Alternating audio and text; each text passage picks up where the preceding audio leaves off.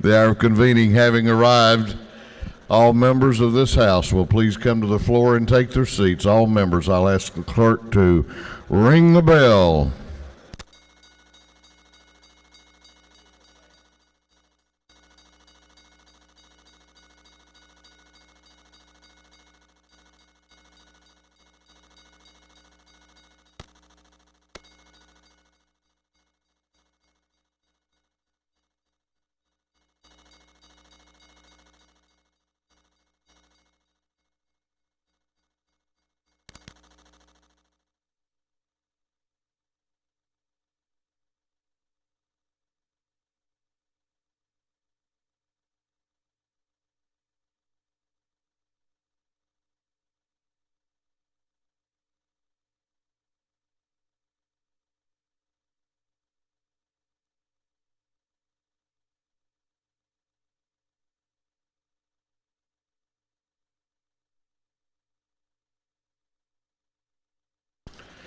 All members will please come to the floor of the House. We're about to have the morning roll call.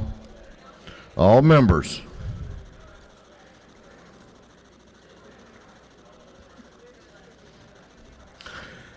We will have the call of the roll. All members present will please vote green to signify their presence in the chamber, and the clerk will unlock the machines.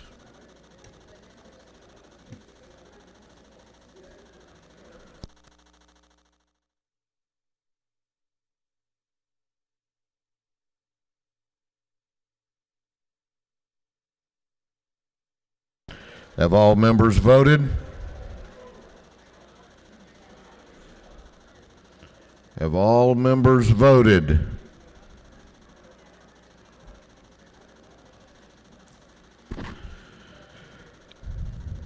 If so, the clerk will lock the machines.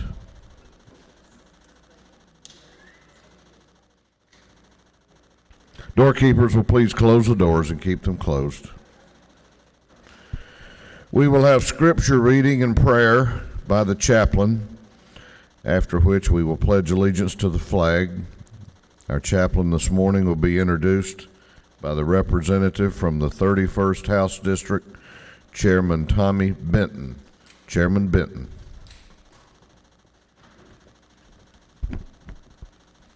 Thank you, Mr. Speaker. It gives me a great deal of pleasure this morning to introduce our pastor of the day. Reverend Tom Plank has been in the ministry for a long time.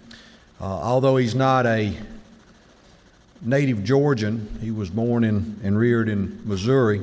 He has been in Georgia long enough, I think, that we can almost claim him as being a native son. He got his education in Missouri. He got his ministry degree from the Atlanta Christian College. He served in youth ministry in North Druid Hills Christian Church before coming to the Galilee Christian Church. He has been at Galilee Christian Church for 50 years. Started out as basically a little one-room church with about 32 members. They consistently have over 600 on Sunday mornings now. He and his wife, Carol, have been married for 43 years. They have 3 children and 7 grandchildren, all boys. I hope that you will take to heart the message that he brings to us today. He is a very fine minister. Reverend Plank.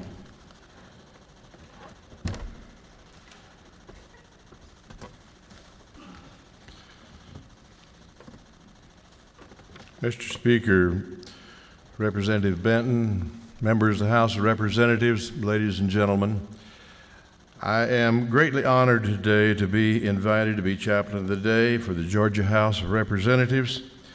And in these next few moments, I hope I can bring some words that will bring you encouragement.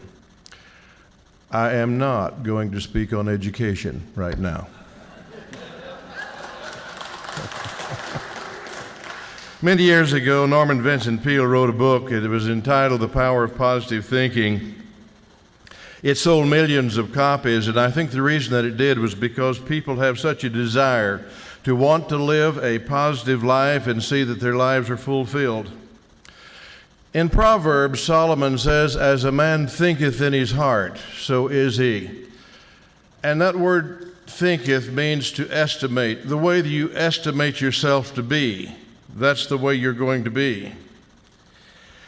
I am positive that serving as a member of this great assembly brings pressure, sometimes praise, and I'm sure a lot of criticism.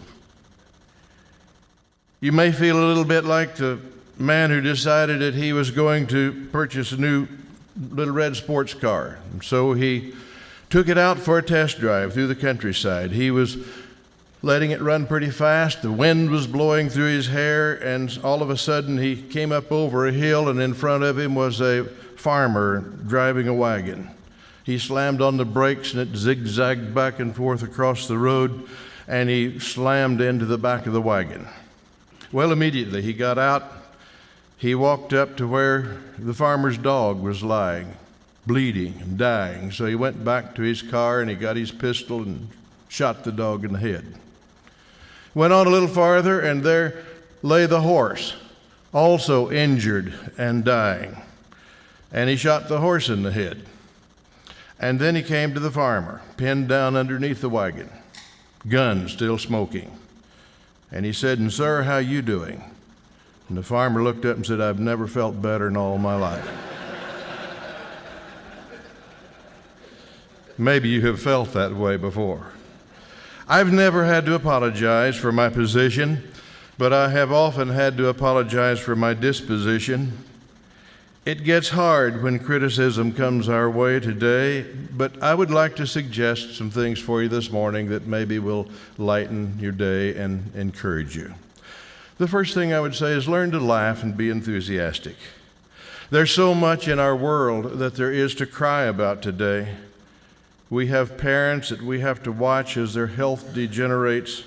Every time you pick up the newspaper or watch a newscast, there are stories of murder and rape and robbery. But you know, as Christians, we ought to be the happiest people in all the world. Just think about the scripture. Though your sins be as scarlet, they shall be made as white as snow. In fact, the word enthusiasm comes from two Greek words, en theos. It means in God. That the only way you can really find happiness today is to know that you are in God. I'm reminded of the old drugstore that suddenly had a new pharmacy built right across the street from them. And the owner of the old drugstore didn't know what was going to happen to his business. So he called his employees together and he said, "Now, we're going to have competition. And this drugstore across the street's going to have better lighting, better shelf space. It's going to be a lot bigger store, but there's one thing that we can do better than they can do, and that is that we can give customer service. So when a person comes into this store, I want you to immediately serve them." Well, in a few days, a man walked into the pharmacy, and he said, "Do you have anything for the hiccups?" And the pharmacist just slapped him across the face. And the man was a little stunned, and he thought, well, maybe he misunderstood what I had to say. And so he said, "Do you have anything for the hiccups?" And the man slapped him again. Well, the man backed up from the counter and asked him a third time, "Do you have anything for the hiccups?" And the pharmacist said, "Well, you don't have them now, do you?" And he said, "I never did have them. My wife's got them out in the car." Now that's enthusiasm. Secondly, try not to be too negative. Old preacher friend of mine once said, "There are some people born in the negative tense and in the kickative mood." You have met some of them, I'm sure. They complain about everything. They talk about the government. What's wrong with the government? The schools are crummy. The sermon's too long. The music's poor. They're like the old man who sat down in his rocking chair and went to sleep, and while he was asleep, his grandkids came and put some Limburger cheese on his mustache. In a little while, he woke up and he said, "This room stinks." He got up and walked through the house, and he said, "This house stinks." And then he went outside and he walked around a little and he said, "The whole world stinks." And that's the way a lot of people are. They can see nothing good. They can see nothing good in what you do. But gentlemen and ladies, thank you for your service to this great state. Listen, there is a lot wrong with our country, but there is a lot right about it too. And I am proud to live in this nation, and I am proud to live in the state of Georgia. And I know that you feel the same way because you have devoted and dedicated your lives to make this a better place. So when you work as a representative, give it your all in spite of what other people might say. If a task is once begun, never leave it till it's done. Any task, great or small, do it well or not at all.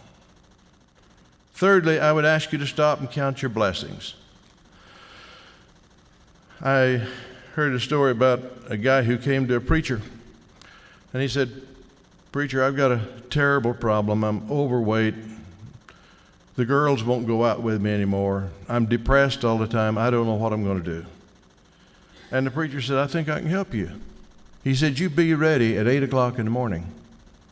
So sure enough, at 8 o'clock the next morning, the doorbell rang, and he went to the door expecting to see the preacher standing there. But instead was this beautiful, blonde-headed woman. And she looked at him and she said, "If you can catch me, I'm yours." And she turned around and started running, and he started running right after her. But after about 3 blocks, he was done in and couldn't go any farther. But the next morning, she was there again, and that went on week after week and month after month until finally one day he almost caught her. He thought, tomorrow's the day. I'm going to catch that lady. And so the next morning at 8 o'clock, the doorbell rang. He went down, jerked the door open, and standing there was a 300-pound woman. She looked at him and said, "The preacher said, if I can catch you, you're mine." And you think you got problems. Beethoven gave us some of the world's greatest music when he was almost deaf. Lord Byron had a club foot. Homer was blind. Robert Louis Stevenson had TB. Steinbeck was a hunchback.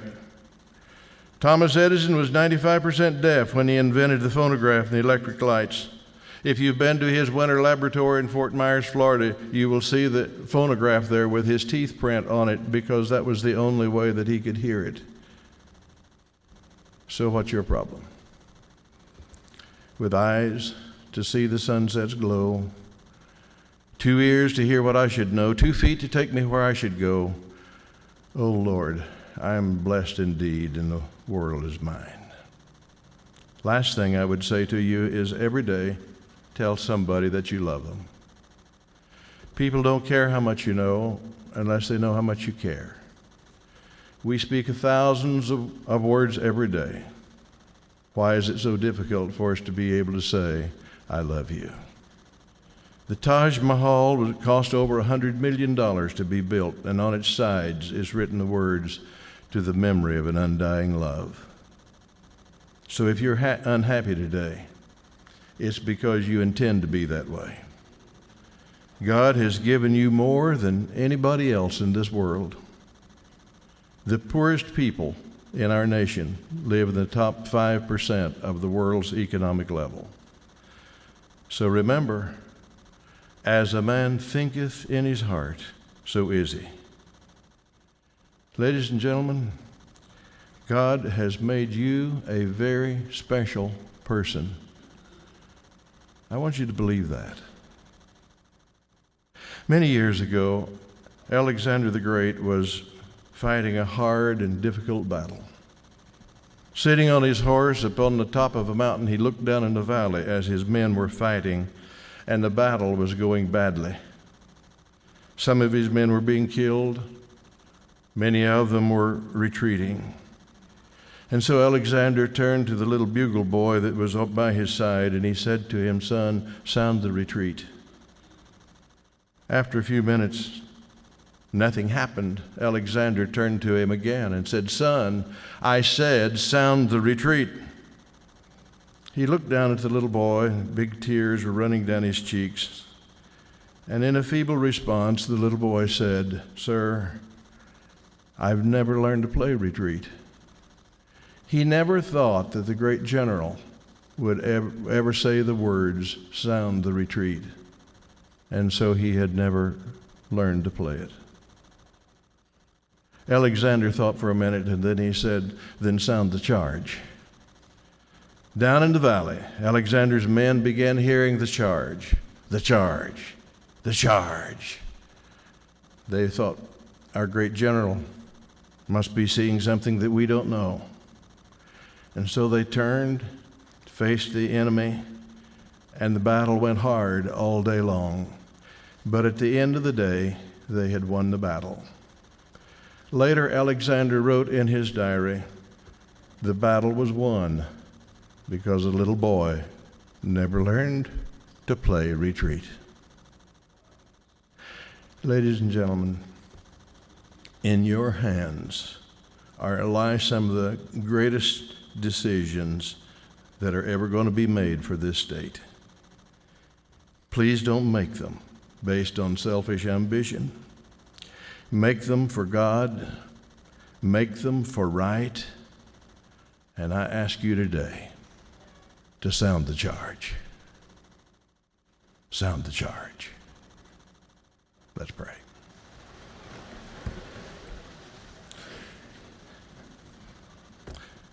Father, you have brought these men and women here today as representatives from all over this state. I thank you for them because they have placed themselves into this position. They have been willing to bear the criticism and, yes, the honor of standing up for that which is good. I pray, Father, that you place in them the thoughts that they need, the directions they need to go, that you will preserve their lives. And I lift them up today and ask you to bless them in a very, very special way. In Jesus' name, amen. I pledge allegiance to the flag of the United States of America and to the republic for which it stands, one nation, under God, indivisible, with liberty and justice for all. Thank you very much. Thank you very much. Appreciate it. Amen.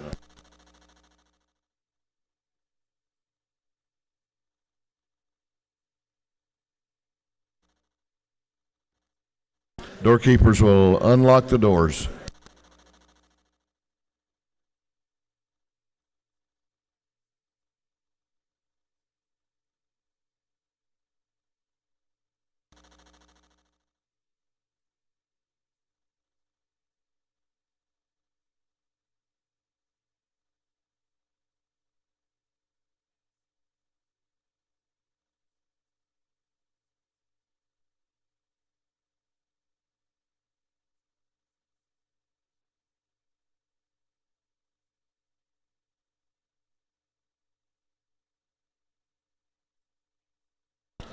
Chair recognizes the chairman of the Committee on Information and Audits, Chairman Davis. Mr. Speaker, your Committee on Information and Audits has read and reviewed the journal from the previous legislative day and found it to be correct. Chairman Davis, the chair of the Committee on Information and Audits, reports that the journal of the previous legislative day has been read and found to be correct. Is there any objection to the confirmation of the journal? The chair hears none, and the journal is confirmed. The clerk will read the resolution establishing the order of business for today. Mr. O'Neill, of 146, moves the following be established as the order of business during the first part of the period of unanimous consents. Introduction of bills and resolutions, first reading and reference of bills and resolutions, second reading of bills and resolutions, reports of standing committees, third reading and passage, uncontested local bills, morning order, rules, calendar, privileged resolutions, through the resolution establishing the order of business for this day. Is there any objection to the adoption of the resolution establishing the order of business for the day? The chair hears none, and the resolution is adopted. First reading of bills and resolutions. The clerk will read. House Bill 1150 by Representative Nimmer, 178th. The bill being entitled Act creating Board of Commissioners, Wayne County. Intergovernmental coordination. House Bill 1151 by Representative Nimmer, 178th. The bill being entitled Act providing Board of Education, Wayne County. Intergovernmental coordination. House Bill 1152 by Representative Amerson, 9th. Bill being entitled Act advisory referendum, Lumpkin County. Intergovernmental coordination. House Bill 1153 by Representative Kidd, 141st. Bill being entitled Act entitled 48 relating to specific taxes. Ways and means. House Bill 1154 by Representative Jones, 46th. Bill being entitled Act created Milton Public Authorities. Intergovernmental coordination. House Bill 1155 by Representative Hurd, 114th. Bill being entitled Title 20 relating to Hope Scholarship. Appropriations. House Bill 1156 by Representative Hurd, 114th. Bill being entitled 20 relating to Hope Scholarship. Appropriations. House Bill 1157 by Representative Hurd, 114th. Bill being entitled 20 relating to Hope Scholarships. Appropriations. House Bill 1158 by Representative Roberts, 154th. Bill being entitled Board of Education, Ben Hill County. Intergovernmental coordination. House Bill 1159 by Representative Pruitt, 144th. Bill being entitled 31 relating to general provisions relating to health. Health and Human Services. House Bill 1161 by Representative Mayo of the 91st. Bill being entitled 31 relating to regulation of hospitals. Health and Human Services. House Bill 1162 by Representative Clark, the 98th. Bill being entitled 48 administrative organization. Ways and means. House Bill 1163 by Representative Cooper, the 41st. Bill being entitled amended Code Section 4339-1 relating to definition of psychology. Health and Human Services. House Resolution 1564 by Representative Hurd of the 114th. A resolution urging the Georgia Student Finance Commission. Appropriations. Senate Bill 153 by Senator Rogers, 21st. Bill being entitled 20 relating to elementary, secondary education. Education. House Senate Bill 289 by Senator Rogers, 21st. Bill being entitled 20 elementary, secondary education. Education. Senate Bill 316 by Senator Bethel, 54th. Bill being entitled 9 limitations of actions. Judiciary. Senate Bill 378 by Senator Carter of the 1st. Bill being entitled 16 revised definition. Judiciary non-civil. Senate Bill 382 by Senator Schaefer, the 48th. Bill being entitled 46 relating to members of the Public Service Commission. Energy, Utilities, and Telecommunications. Senate Bill 385 by Senator Schaefer, the 48th. Bill being entitled 33 relating to the Commissioner of Insurance. Insurance. Senate Bill 402 by Senator Golden, the 8th. Bill being entitled 47 Public Retirement System. Retirement. Senate Bill 346 by Senator Hooks, 14th. The bill being entitled Webster County. Intergovernmental coordination. Through the first readers. Second reading of bills and resolutions. The clerk will read.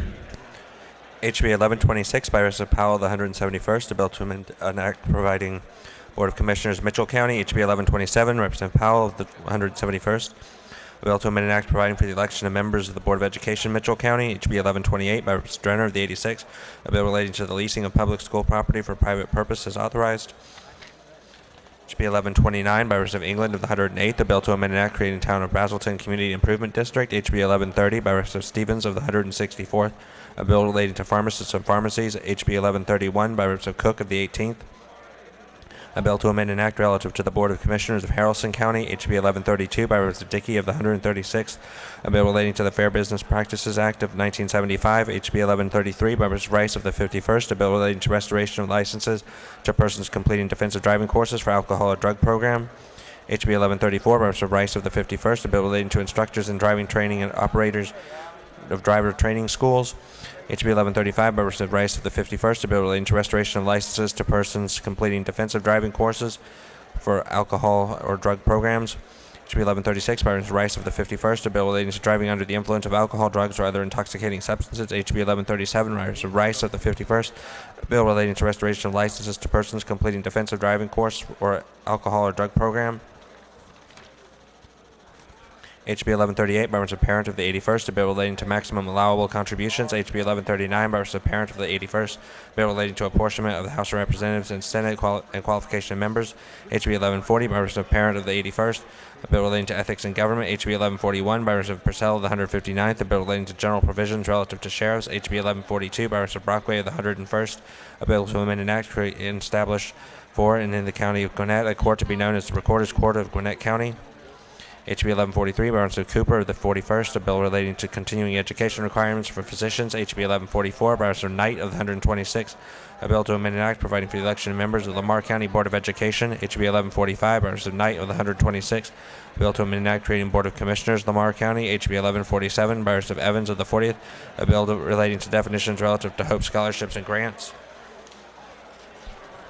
HB 1148 by Representative Maxwell of the 17th, a bill to abolish the office of County Treasurer of Haralson County. HB 1149 by Representative Chokas of the 134th, a bill relating to physicians. HB 1160 by Representative Roberts of the 154th, a bill relating to organization and members of the Public Service Commission. HR 1543 by Representative Holt of the 112th, a resolution creating the House Study Committee on Subsidiary Corporation Condemnation for Electrical Transmission Lines. HR 1561 by Representative Shaw of the 176th, a resolution urging the United States Department of Labor to recall proposed policies. HR 1562 by Representative Taylor of the 173rd, a resolution urging Congress to expand the eligibility requirements for the H-2A guest worker program.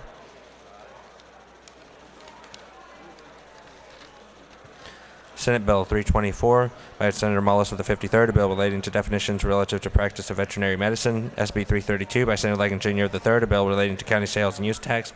SB 338 by Senator Goggins of the 7th, a bill relating to the Georgia Volunteers in Dentistry and Dental Hygiene Act. SB 360 by Senator Wilkinson of the 50th, a bill relating to definitions relative to game and fish. SB 361 by Senator Miller of the 49th, a bill relating to health and professions and businesses. Senate Bill 370 by Senator Carter of the 1st, a bill relating to controlled substances. Senate Bill 396 by Senator Chance of the 16th, a bill relating to forest resources. Senate Bill 413 by Senator Jackson of the 24th, a bill to provide that future elections of the office of Judge of Probate Court of Glasscock County shall be nonpartisan elections. SB 433 by Senator Bethel of the 54th, a bill to amend an act creating and establishing the Dalton-Whitfield County Charter and Consolidation Commission. Senate Bill 435 by Senator Hooks of the 14th, a bill to amend an act reconstituting the Board of Education of Webster County. Through second readers.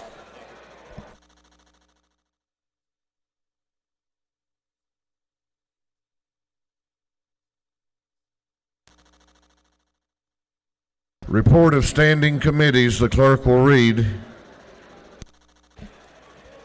Representative Coleman, 97, Chairman Committee on Education, submitted the following report. Mr. Speaker, your Committee on Education has consideration the following bill of the House. Instruct me to point the same back to House following recommendation. House Bill 825, do pass by substitute. Respectively submitted Representative Coleman, Chairman. Representative Hamilton, Chairman of the Committee on Governmental Affairs, submitted the following report. Mr. Speaker, Committee on Governmental Affairs had in consideration the following bills of the House and Senate. Instruct me to report the same back to House following recommendation. House Bill 766, Senate Bill 101, Senate Bill 343 do pass. House Bill 990 do pass by substitute. Respectively submitted Representative Hamilton, Chairman. Representative Sims, 169, Chairman Committee on Intergovernmental Coordination, submitted the following report. Mr. Speaker, Committee on Intergovernmental Coordination has in consideration following bills. House Senate instruct me to report the same back to House following recommendation. House Bill 1025, 1059, 1060, 1074, 1075, 1076, 1077, 1083, 1084, 1087, 1088, 1091, 1092, 1100, 1113, 1118 do pass. Senate Bill 392, Senate Bill 397 do pass. Respectively submitted Representative Sims, Chairman, through the committee reports.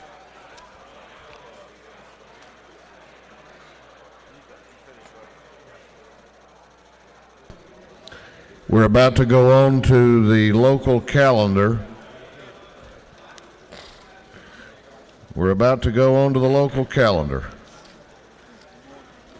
Third reading.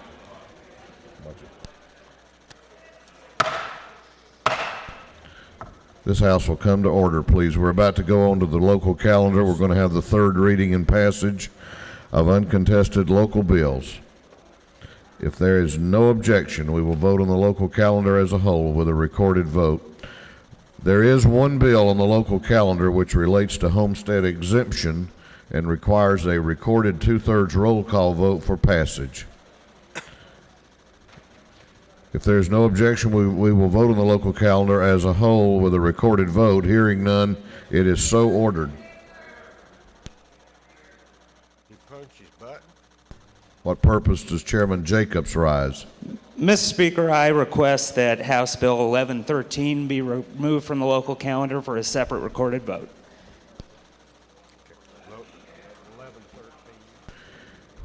The gentleman has moved that House Bill 1113 be removed from the local calendar and voted on separately. Is there objection? There is objection. Does the gentleman move? Does the gentleman move? He moves.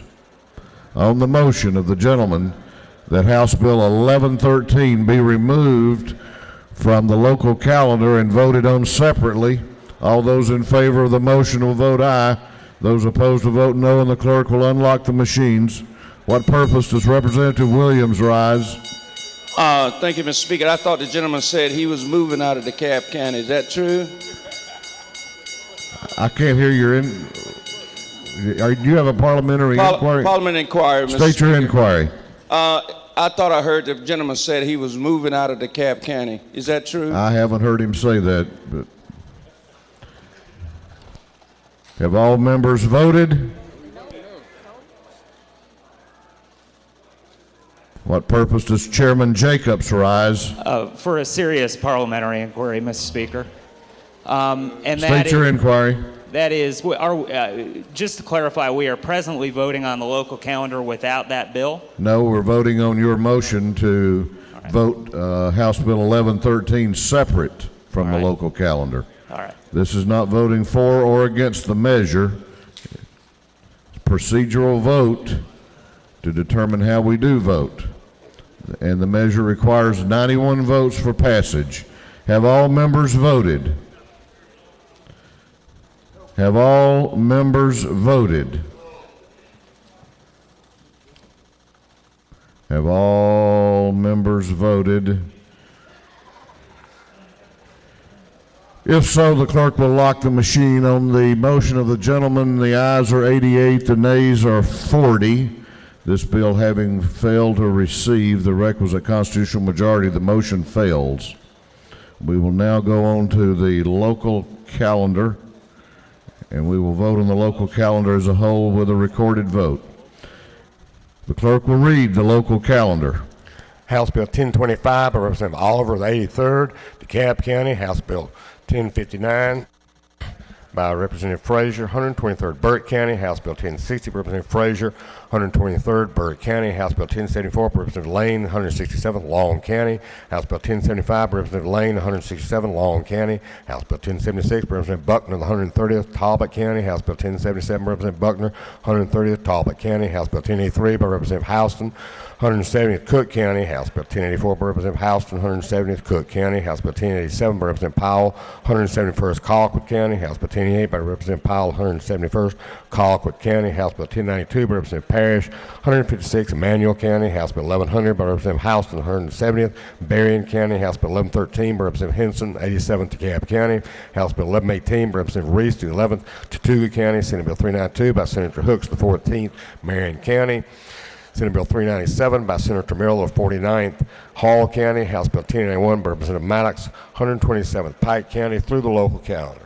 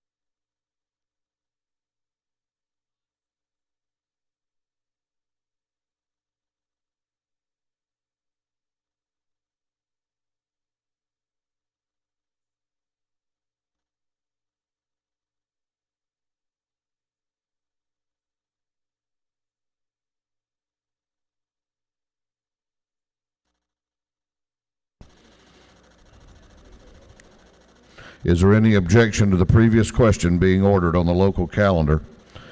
The chair hears none. The previous question is ordered. Is there any objection to agreeing to the report of the committee, which was favorable to the passage of the bills? The chair hears none. The report of the committee is agreed to. Shall the bills on the local calendar now pass? All those in favor of the passage of the bills on the local calendar will vote yes. Those opposed will vote no, and the clerk will unlock the machines.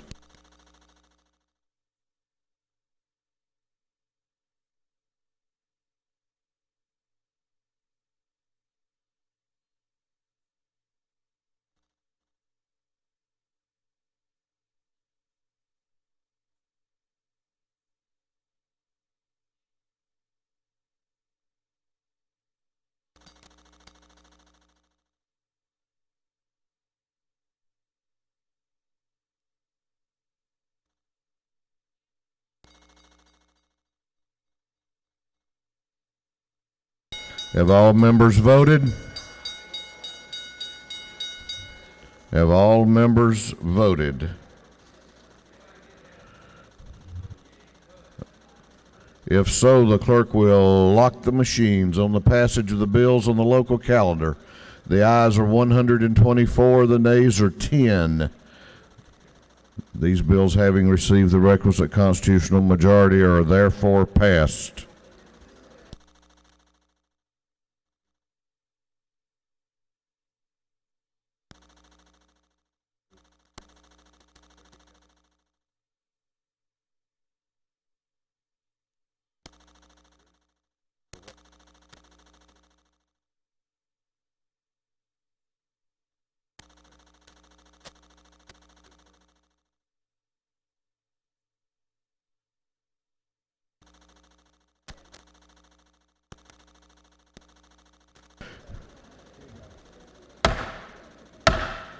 House will come to order, please. We're about to honor some very distinguished Georgians.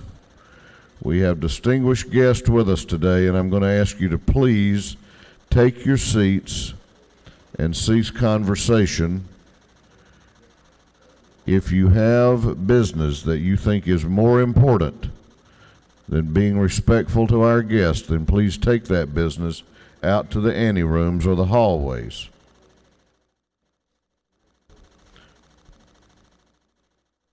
Chair recognizes Chairman Lynn Smith and Chairman John Burns, Representative Ramsey, Representative Horn for a morning order. Chairman Smith. Good morning, Mr. Speaker and members of the House. It's our honor today to recognize our middle school principals who are the outstanding principals for the state of Georgia. Will the clerk please read House Resolution 1565? Thank you.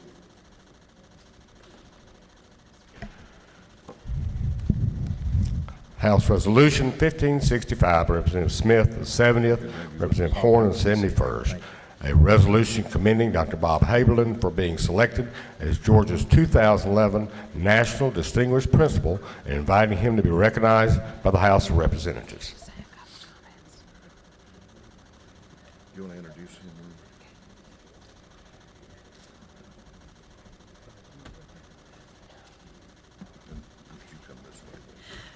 Thank you, members of the House and Principal Haberlin.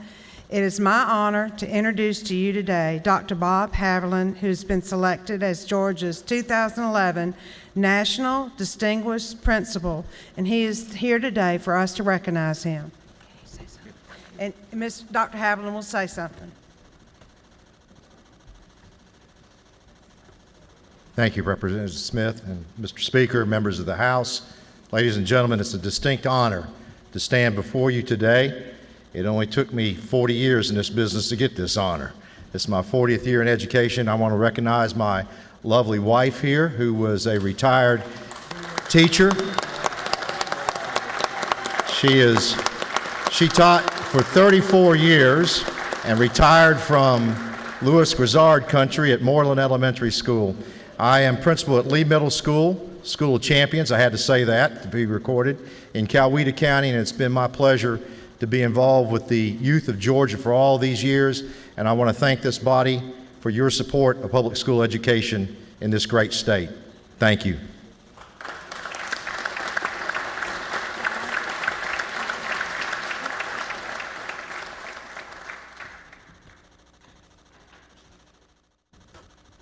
Good morning. Mr. Speaker, thank you for this opportunity to recognize these folks.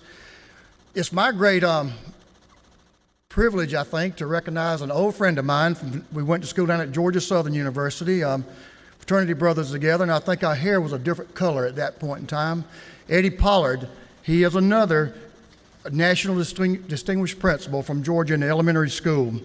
Matt Ramsey was in Eddie's school when he was in kindergarten, I think, and I think we decided that Matt may be the reason that Eddie's hair has turned a different color, and mine has too. So we're getting to the bottom of that, Eddie.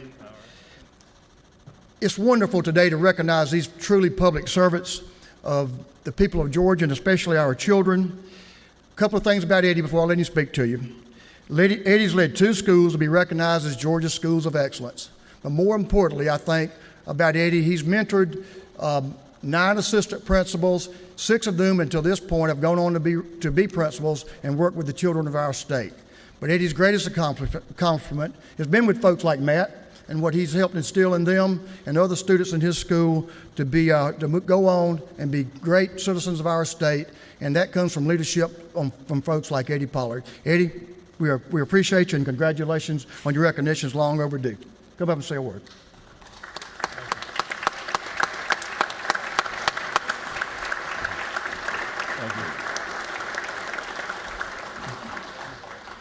Thank you very much, Mr. Speaker and representatives. It's an honor to be here. It's an honor to be chosen as a National Distinguished Principal. You heard Dr. Hagelin say it took him 40 years. It took me 38 years to reach this. But each year has been an exciting year, and the job that we all do is very fulfilling, and it's been a very rewarding career. And thank you for this recognition.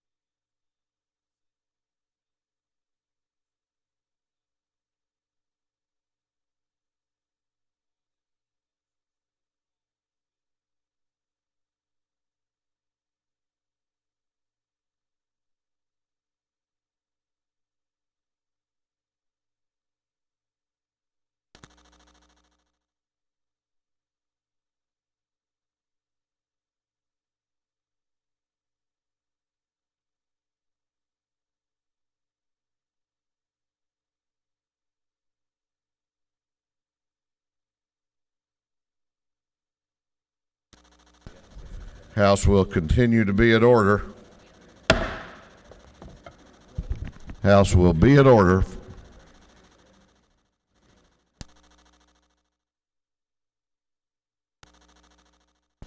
We have another group of distinguished Georgians that we want to recognize and honor at this time. Have traveled here to be with us today, and we're very pleased to have them, and the chair is pleased to recognize the chairman of the Appropriations Committee in this House, Chairman England, for an invite resolution. Chairman England. Thank you, Mr. Speaker. Mr. Clerk, would you read the caption of the resolution, please, sir?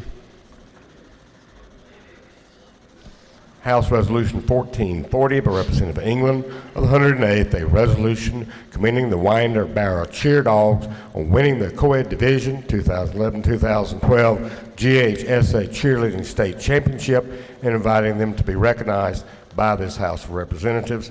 This House of Representatives thoroughly and completely commends and honors the Winder Barrow Cheer Dogs for winning the co-ed division. Thank you, Mr. Speaker. You know, earlier the Reverend Plank mentioned that there are a lot of good things about our country, and that we're going to recognize one of those groups that are part of those good things and right things with our country this morning. I have with me up here on the podium Dr. Al Darby, the principal at Winder High School, Mr. Justin Grant, our Assistant Superintendent of Barrow County Schools, Jerry Hulsey, the coach of the Winder High School Cheer Dogs, James Stinchcomb, one of the assistant coaches, and Austin Sarles, a young man that will amaze you at his ability, standing flat-footed and doing a backflip in my store one day, which with my center of gravity is impossible to do. But he is also the recipient of the Jerry Hulsey Scholarship and an All-American. But I want to ask everybody with the cheer dogs up in their gallery, if y'all would please stand.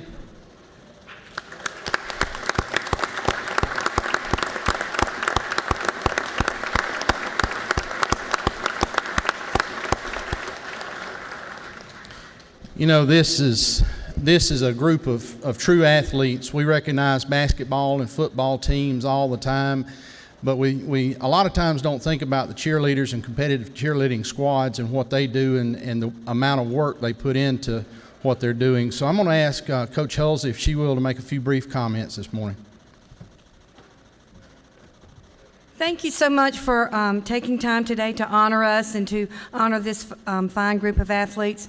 20 years ago, Georgia High School Athletic Association began to recognize cheerleading as a competitive sport. We're a fall sport. We work 3 days a week in the summer, and come August 1, we're just like any other fall sport. We practice every day. We compete 8 times. We have a region championship and a state championship, and these young athletes get 2.5 minutes to make a lifetime of memories, and they just did a fantastic job, and I'm very honored to be able to call myself their coach. Well, again, thank you, House members, for letting them be here this morning, and let's give the kids another round.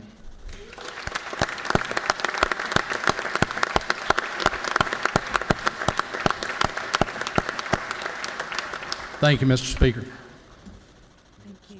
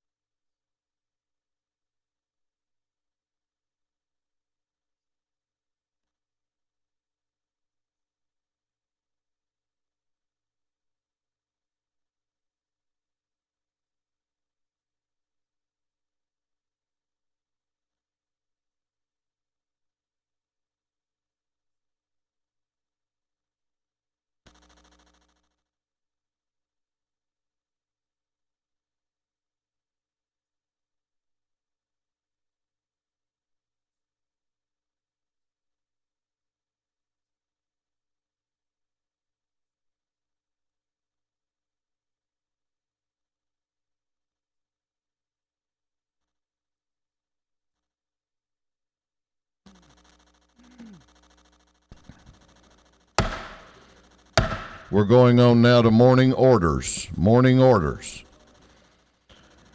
The chair recognizes Representative Coomer for a morning order. Representative Coomer. Thank you, Mr. Speaker. It's my pleasure to introduce you today to two groups of students. One is the Student Government Club from Adairsville Middle School, and the other is the Student Government Club from Cass Middle School, both in Bartow County. Would you all stand and be recognized?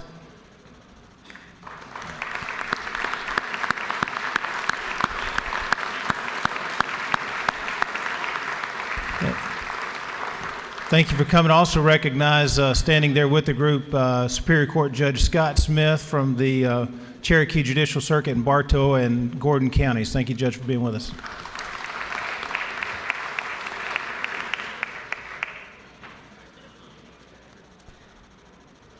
Chair recognizes Representative McCall for a morning order.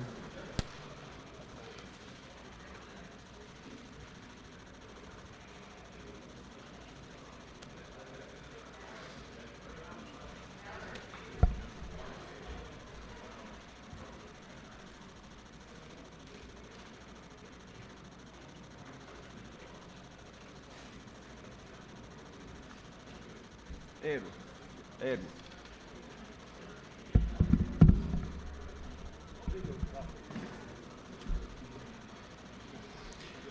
Thank you, Madam Speaker.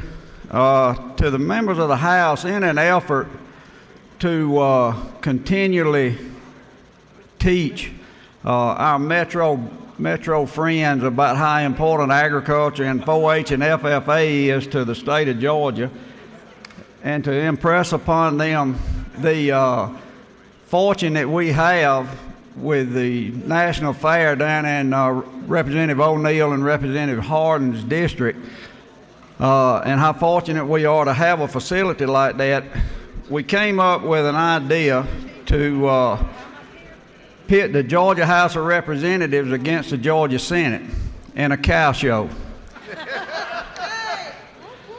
So what we did, we picked several metro area legislators from each side and put them with an FFA or a 4-H show team at the National Fair in Perry. And then we had a showmanship show. And we had a crotchety old judge from Texas, and you can tell by the way our team looks that we had an advantage to start with. But we're going to do this every year, and we're going to try to do different people from the metro area. And if you will talk to any of these 5 right here, I'm sure they will explain to you how good that was. To be honest with you, those 4-H and FFA kids have this crowd eating out of agriculture's hand right now. So we won the trophy and it's going to stay in the house forever and a day. We'll display it hopefully in the Speaker's office, so anytime any senator walks in there, it'll make them jealous. So without hearing anything else from me, would y'all like to say a word? Lynn Smith won the whole showmanship show. I can't stand even tiptoe over this trophy, but we all won this together. But the funny thing is, I really was the best of the bad. I don't know how else to say it, but when everybody was bad, we were the best. Just look at us. And if you want a heartwarming experience, buy some cowboy boots. I'm not kidding. Because you step in stuff. And so what you've got to do is smile the whole time and scratch underneath that cow's belly, and you can win first place if your teacher, and mine was an 11-year-old boy, knows what he's doing, because that's why I won. I didn't win for myself. I won for a great, great instructor. And it really was as fun as we're making it seem. So y'all come on up here too. Only thing I want to add is our thanks to Captain McCall for his leadership. He will be taking applications for next year's team, and the only criteria is that the tryouts will take place on day 40 when there's a lot of stuff on the floor already.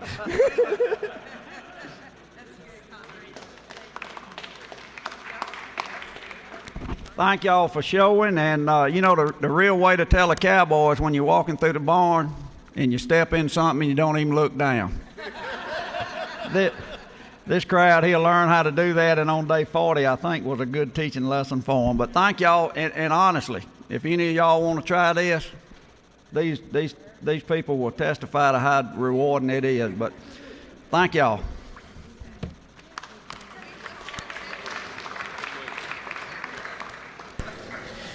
Chair recognizes the Speaker of the Great House of Representatives, esteemed Speaker Ralston, from Morning Order.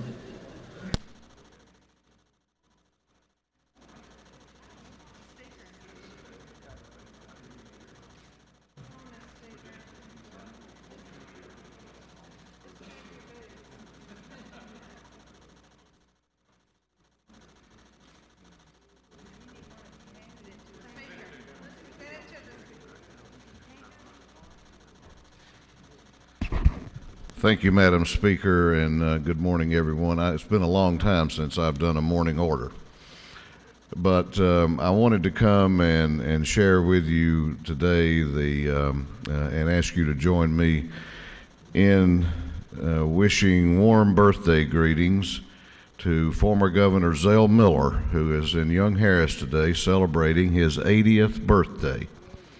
Some of you have heard me say that of all of the people that I've had the pleasure of, and sometimes displeasure, of serving with in public life, that Zell Miller is one of the 2 or 3 people that I always considered, whether I agreed with him or not, to be a real leadership model.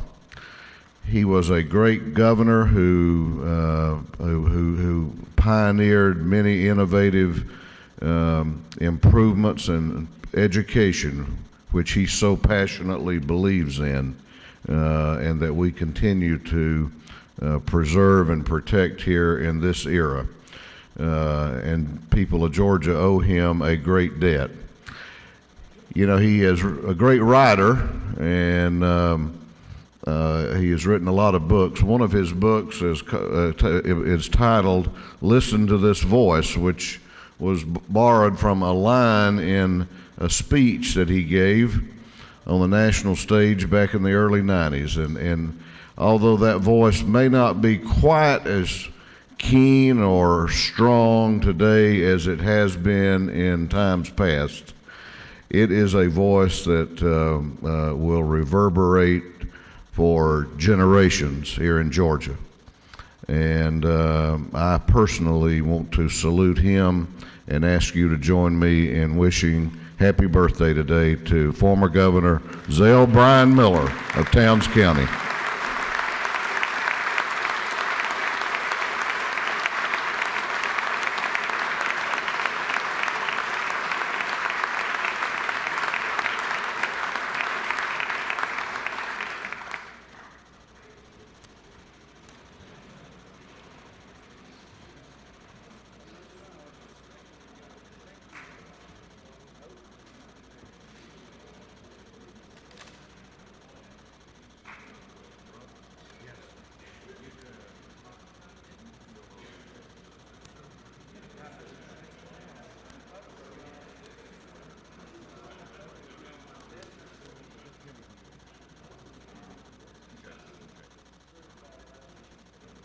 Clerk will read the caption to a group of privileged resolutions.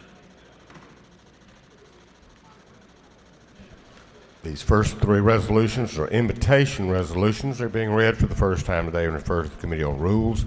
A resolution Representative Purcell, 159, commending Trooper First Class Thomas Kustra, inviting him to be recognized by the House of Representatives. A resolution Representative Purcell, 159, commending School Resource Officer Shane Hope, inviting him to be recognized by the House of Representatives. Resolution Representative Purcell, 159, commending School Resource Officer Mark Hopper, inviting him to be recognized by the House of Representatives. Following resolutions are being read for the first time to be adopted by this House. A resolution Representative Smith, the 70th, honoring the life and memory Captain Nicholas Shade Whitlock. Resolution Representative Cooper, the 41st, honoring and celebrating the 75th birthday of Miss Grace Sophia Francis Smith. A resolution Representative Lindsay of the 54th, recognizing the 20th anniversary of the Kalagia Massacre and honoring the life and memory of its victims. Resolution by Representative Smyrie, 132nd, honoring the life and memory of Hazel Near McGill. Resolution Representative Purcell, 159th, recognizing and commending Trooper First Class Thomas Kustra. Resolution by Representative Purcell, 159th, recognizing and commending School Resource Officer Shane Hope. A resolution by Representative Purcell, 159th, recognizing and commending Mark Hopper. A resolution by Representative Dixon of the 6th, recognizing and commending Roger on the occasion of his retirement. A resolution by Representative Manning, 32nd, recognizing February 28th, Children's Day at the Capitol. And a resolution by Representative Donahue, 25th, recognizing and commending Georgia Women of Achievement and 2012 honoree Ms. Beulah Rucker Oliver through the privilege resolutions.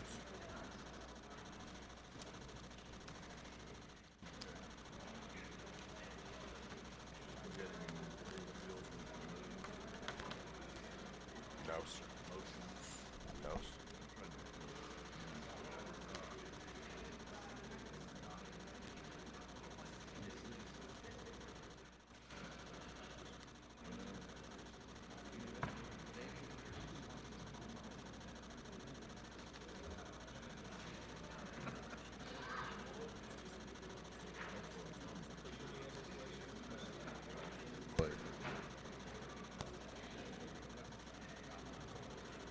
Is there any objection to the adoption of the privilege resolutions? The chair hears none. The resolutions are adopted.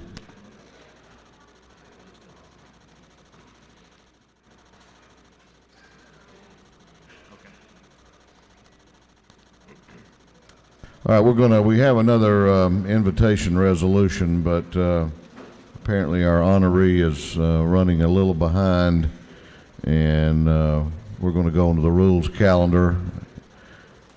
It is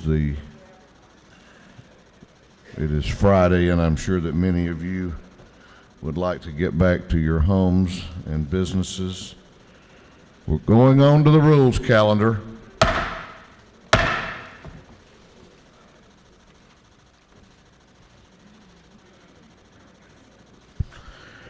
Clerk will read the caption to House Bill 869. House Bill 869. House Bill 869, Representative Lane, 167. A bill to be entitled Act entitled 27, relating to game and fish, so as to extensively revise various provisions relative to saltwater fisheries management. Change certain provisions relating to rules and regulations, Board of Natural Resources, used to establish game and fish criminal violations. Bill having been for the House Committee on Game, Fish, and Parks, the committee recommends that this bill do pass. The bill is being read today for its third time. Chair recognizes Chairman Lane to present the bill. House will come to order. Give the chairman your attention. We're on the rules calendar. Thank you, Mr. Speaker and members of the House. It's my pleasure to bring to you for your consideration today House Bill 869, which mainly affects the coast and the saltwater fisheries off the coast. A little background before we get to what's in the bill. Currently, the management of our saltwater fisheries is divided appropriately between the General Assembly, the Board of Natural Resources, and the Department of Natural Resources. The General Assembly, through the Game, Fish, and Parks and Natural Resources Committees and the Senate Natural Resources Committee, have certain responsibilities currently for management of saltwater fisheries, such as licensing and penalties, general methods of fishing, salt and freshwater demarcation lines, and size, creel, and season for some species of fish. The Board of Natural Resources then has responsibility for hunting and freshwater fishing, sound and beach boundaries, commercial fishing gear, reporting requirements, and within statute limits set by us, criteria, size, and possession limits for a number of species of fish. Then the department, under the commissioner, has responsibility under the current management plan for opening and closing of the saltwater to harvest of food and bait shrimp, blue crab, and whelk. One of the problems with the current management system is that fish don't adhere to political boundaries. Fish off the coast don't know where the Georgia-South Carolina boundary line is, or the Georgia-Florida boundary line is, and many of these, about as bad as reapportionment, that's right. Many of these saltwater fish species in Georgia managed cooperatively, because of that, managed cooperatively with other states and the federal government. We have the Atlantic States Marine Fisheries Commission, which manages the state waters out to a 3-mile limit. And this includes all the Atlantic coast states. And Georgia has 3 members on that commission that comprise 1 of 17 votes on matters coming before that commission. Then we have the South Atlantic Fishery Management Council and NOAA Fisheries, which controls federal waters from 3 miles out to 200 miles. And the council here is from Cape Hatteras, North Carolina, to Key West, Florida. And Georgia has 3 members on that, which comprises 3 of 13 votes on that commission to manage fish in those waters. So the question is, why should we change what we're doing now? Why should we change it? The current governance structure is archaic. It's been in place since the 1970s. And some of the content of OCGA Title 27, which applies to game and fish management, are archaic. Because of this, the Department of Natural Resources lacks the ability to respond to new science-based information and changing conditions in a timely manner. And we, as the Georgia General Assembly, have to make routine fishery management decisions that could be made by the DNR board and the DNR commissioner. And we should change it also, should change the present management system because we should ensure opportunity for input from the regulated public. Any actions taken by the Department of Natural Resources by the board are subject to the Administrative Practices Act, which requires that they give notice, public hearings, and allow input into any rules and regulations which they adopt. So by changing the system, we can improve and ensure the opportunity for more input from the affected population. How do we get where we are today? What's been done to get this bill to where it is today? This began by a thorough review of OCGA Title 27, beginning back in 2010 and early 2011. The proposed changes identified that were needed to be done were vetted through the Marine Fisheries Advisory Council, which is made up of members of all the counties on the coast. And they had multiple meetings on these issues during 2011. The legislative ideas then were presented to the DNR Commissioner, the DNR Board, and the Governor for review and approval. And this was done through August through December of 2011. And then the final language for the bill was presented to us after we came into session. And that bill has been vetted also on the coast with an opportunity for the regulated community to give input and questions and suggestions, and the language was changed some based upon some of that input. Town hall meetings were held in Richmond Hill and in Brunswick on this bill. So what is in House Bill 869? First of all, it adds saltwater fish species to the list of freshwater fish species currently managed by the board within the parameters that we set in the law.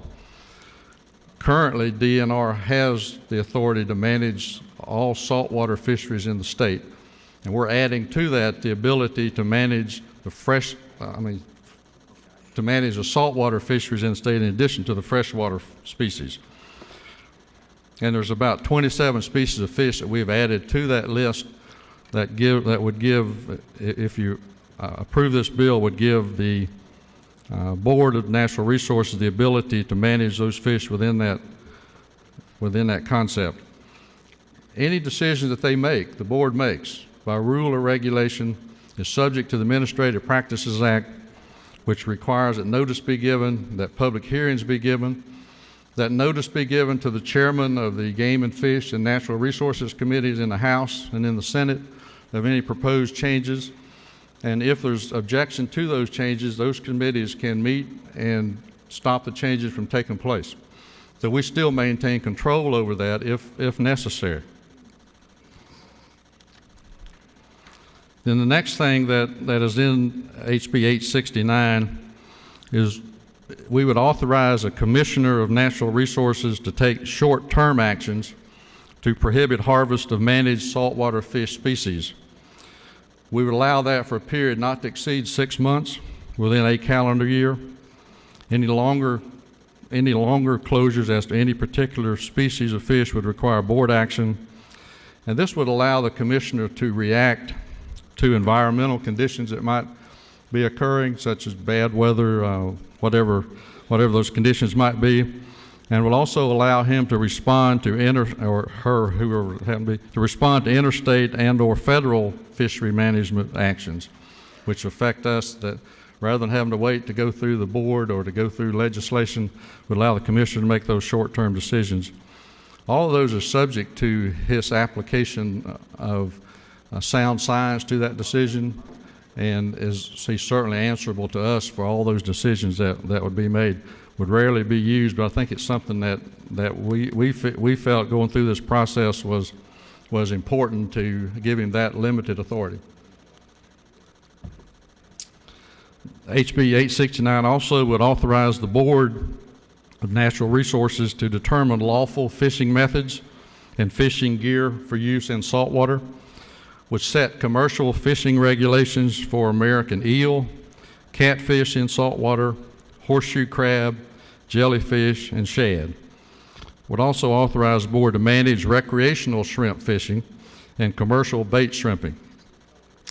And would authorize the Board further to determine which non-game fish may be taken from Georgia waters with a cast net, and would authorize them to approve the use of live fish for bait in certain trout waters. They're prohibited in trout waters now.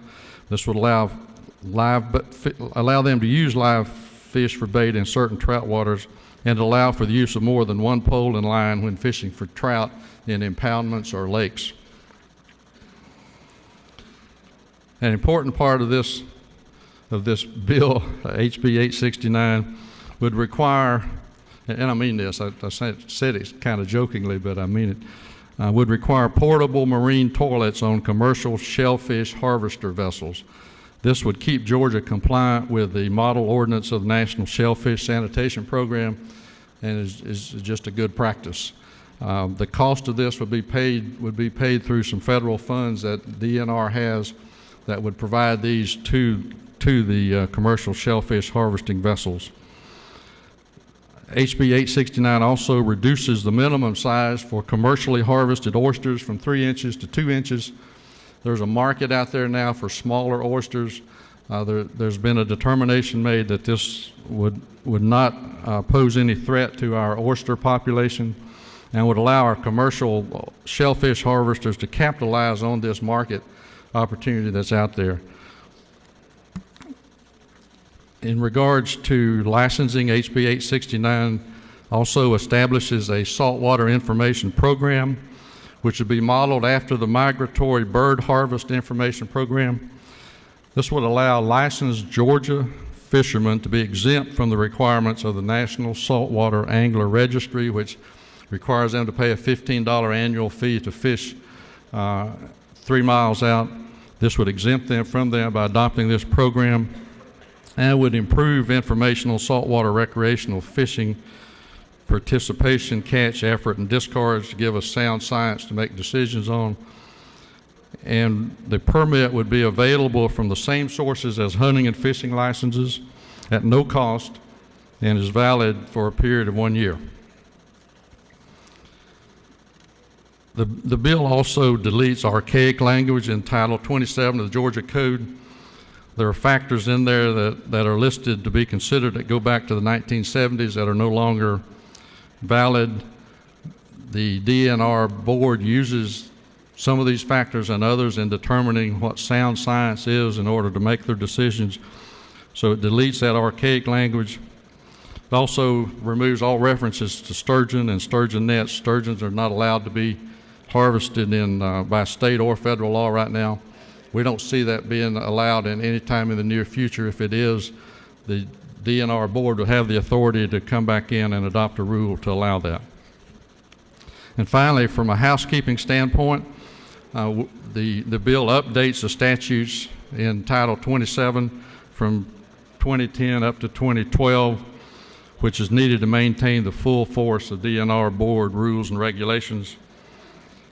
So House Bill 869, I ask for your favorable vote for House Bill 869.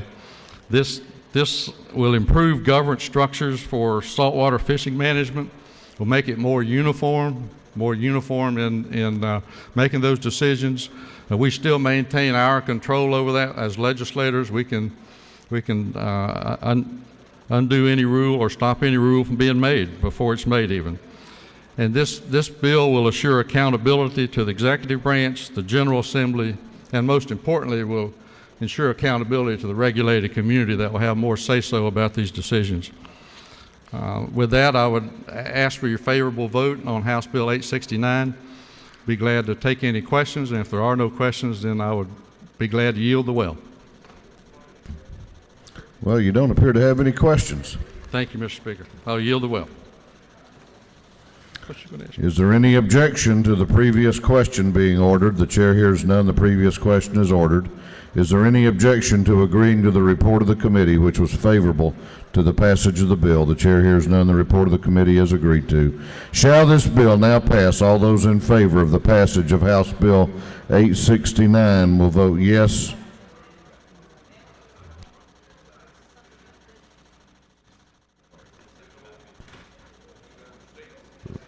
We just inadvertently ran past you, Representative. I'm going to recognize you to speak on the bill. Representative Spencer. Thank you, Mr. Speaker. Good morning. I rise this morning to respectfully oppose House Bill 869, and as a member of the Games, Fish, and Parks Committee, I shared my concerns with the bill, and I would like to explain further to this body my concerns. While I understand much work and effort has gone into this piece of departmental legislation, I have some concerns about the expansion of power and authority of the Department of Natural Resources. And before I begin to outline some of these concerns in this legislation, I would like to recognize all the hard work that the folks on the Coastal Resources Division has done on behalf of the citizens of the coast of Georgia. Your job is not easy. However, it is also not an easy task representing members of the regulated community in which this bill is seen as an overreach in government authority. This concern was conveyed by me to many citizens in attendance at those public meetings in Richmond Hill and in Brunswick. I attended both public meetings. There were 37 in attendance in Richmond Hill, and it was about a 50-50 split about those for and against this proposed legislation. And in Brunswick, there was about 139 people who attended this meeting, and it was overwhelmingly opposed to this measure in Brunswick. And I wanted to go to those public meetings because I wanted to get the temperature of what the sentiment was in the regulated community about this legislation. So I believe one of the main motivations behind this departmental legislation is the desire for the DNR and the Coastal Resources Division to parallel their fisheries management style with those of the laws of the federal government. As you know, the federal fisheries jurisdiction is 3 miles and beyond outside of the Georgia coast. We manage from the coast out up to 3 miles. That federal law that governs the federal fisheries is something called the Magnuson-Stevens Act, and that was reauthorized in 2006. And during the committee hearings, much information was passed out to each of the members, and also a summary of the bill, which you have before you, and I've had put on your desk. And this is the first part of the summary, and a large majority of that summary is devoted to explaining why the Georgia Department of Natural Resources needs to parallel their management styles with the Magnuson-Stevens Act. So that seems to be the overarching motivation for this legislation.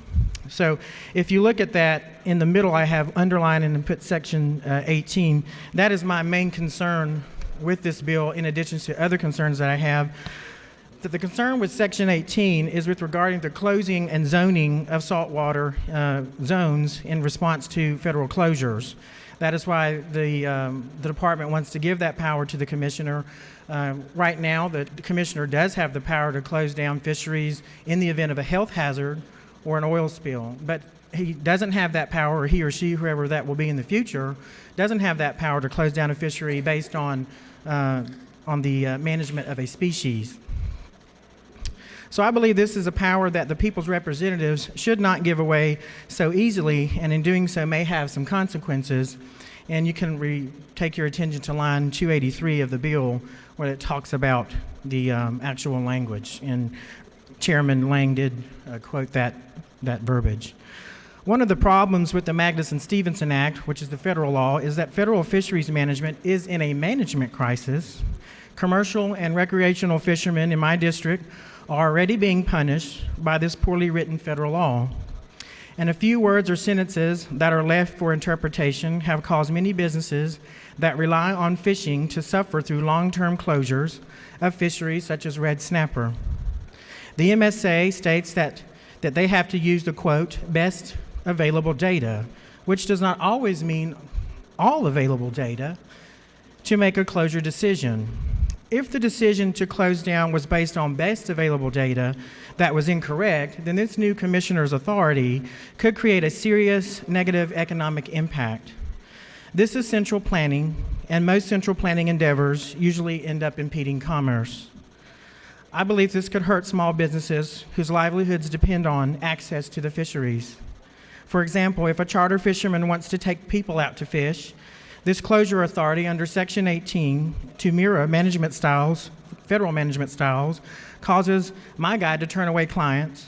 That means that we lose money, we lose tourism dollars, and thus impeding commerce. Central planning does not work. When we have seen this with the Magna-Stevenson Act, and we don't need to go down this road. And to give you another example of why central planning does not work, I have a picture that's attached to this that shows you a box of Alaskan fillets. A constituent took a picture of this box to show me what the federal fisheries management affects what we fish and what we eat here in the United States. It seems we can't harvest our own fish more and more at the federal level, and now it seems that we will just follow suit with Section 18.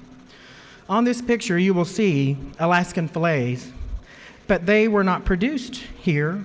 They were packed and produced in China, specifically Dilian, China, because you can look at the picture there and there's a lot of converted English that I can't really pronounce. And if you talk to the fishing industry, they will tell you that these fish are grown in muck, slush, and even swim around in fecal material. This is a consequence of central planning of our fisheries. Let's not let Georgia follow the Fed's lead. So this is my main concern with the bill, although there are parts in the bill that may be needed. But also in Section 25, line 38, specifically bait dealers. Bait dealers have to have a bait dealer's license and a commercial's license to sell this bait. However, if they want to employ a cashier or a high school teenager to operate the cashier to make just transactions, that 17-year-old has to have a license as well. That's an extra cost of doing business, and this is unnecessary to the small business guy in my community. Also on Section 27, line 469, this is going to require commercial fishermen to essentially have a porta potty on their boat. Georgia commercial fishermen have been fishing these waters for more than 100 years, and it has never been a problem, but now it seems to be a problem. In the presentation before the committee, and also here in the well by our esteemed chairman, the reason that the DNR wants this regulation is to be compliant with the model ordinance of the National Shellfish Sanitation Program. This is more red tape, and I think we can do better. Something we need to consider is this, that the DNR has seen a 37% cut in its overall budget, and in the last 5 years, and with an additional 2% coming its way for a total of 39%. These budgetary allotments are not congruent with the request for more power and authority. We already are seeing a problem with the enforcement art of DNR. There is a pay disparity among these folks, and folks are leaving other agencies or other divisions within the state government to get more pay. There is an incongruent pattern that we are creating here. And finally, I will close by saying that this is not a jobs bill for the fishing community. In fact, it is in more red tape. And we seem to be more concerned with saving Nemo and Flipper than we are the Georgia fishermen, crabber, shrimper, and the mom and pop bait dealers on the coast. And I respectfully ask you to oppose this bill and consider the issues that I have presented for you. And Mr. Speaker, I yield the well. Gentleman has no questions and he yields the well. Chair vacates its previous call of the previous question earlier, and because we had, in addition to the representative that just spoke, we have two other representatives that wanted to be heard on this measure. Chair recognizes Chairman Burns to speak to the bill. Thank you, Mr. Speaker. Just a minute, Mr. Chairman. This House will be in order. We are debating an important measure. The members in the well are entitled to your respect and attention. Gentlemen may proceed. Thank you, Mr. Speaker. I rise in support of House Bill 869, and I'll tell you that support did not come easily and without much examination and much contemplation on what this bill proposed to do. Now, we certainly, when we talked to the author of the bill, as we discussed this bill, we knew we needed someone from the coast who was in touch with the coastal issues as they affected each and every Georgian. I like my wild Georgia shrimp, and I want to make sure they're here today, tomorrow, and for generations to come. Decisions that are made on the resource that we have in our oceans is a decision that can change dramatically in a relatively short period of time. That's one of the reasons we need this authority, to rulemaking authority in the Department of Natural Resources. As we manage this resource can be dramatically change up or down in a short period of time, so that we need this ability on the coastal, with the coastal group, to come back and make recommendations to our commissioner after public hearings and much public contemplation, not just arbitrary rules at an arbitrary pace, but to make sure that the public is involved, that they know what it's about, they know it's a good policy for our state as we protect that natural resource. The thing that gave me great comfort after what I've just described to you, that we need this authority, because Georgia, the coast of Georgia, is the breadbasket of the East Coast with our marshlands protection. We need to protect it. We need to be able to respond like states around us. But what gave me comfort to understand that whatever rule was formulated by DNR, did we have a second bite of that apple if we found later that groups such as the Coastal Conservation Group, who is totally in support of this bill. Those fishermen are out there fishing every day, and they're supporting the bill overwhelmingly, and most of the public and input that I received, that with the Administrative Procedures Act, we do have a second bite at this, and we will have the final say-so if something comes out of the department that we do not like. And for those reasons, I would ask you to support this bill, and Chairman Lane's bill, who is certainly, and I respect Representative Spencer's concerns, but I believe those have been answered, and I believe this is something we can work with, will be good for Georgia and good for the resource. Thank you. I ask for your support. You have a question if you care to yield. He does not care to yield. Chair recognizes Chairman Knight to speak to the bill. Chairman Knight. Thank you, Mr. Speaker. I'll be brief. I want to echo what Chairman Lane and Chairman Burns said. This is a great piece of legislation. I want to get back up and, we call them the Golden Isles for a reason. They really are the treasure of Georgia. And we have one of the most diverse and most complex coastal ecosystems all over the United States. Its tidal systems, its diversity, its habitat. It is truly a treasure. And I'm going to tell you, we are managing it right, and this plan allows this state to keep the management of this coastal area the way it should be for years and years to come for us to enjoy. I want to tell you, it's not just important to the folks on the coast, it's important to all of us who enjoy that resource, including me going back down there and fishing. This is the right bill. It's the right thing for our sportsmen and women who enjoy the coastal resources. There was a comment that made that this is to protect flipper and whatever. Something? That's not true. This is to protect the resource that makes this one of the best fisheries in the United States.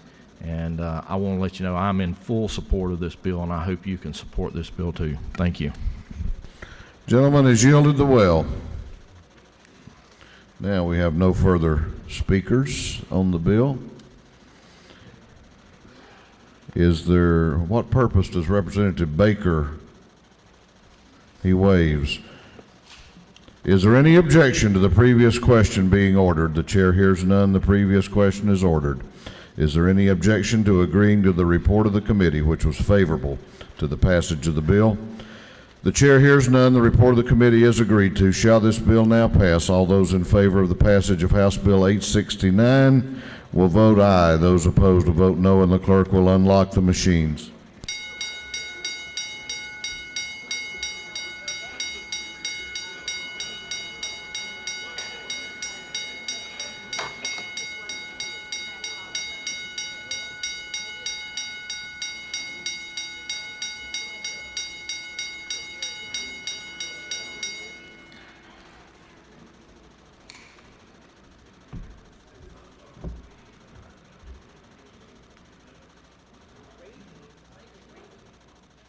Have all members voted? Have all members voted? If so, the clerk will lock the machines on the passage of House Bill 869.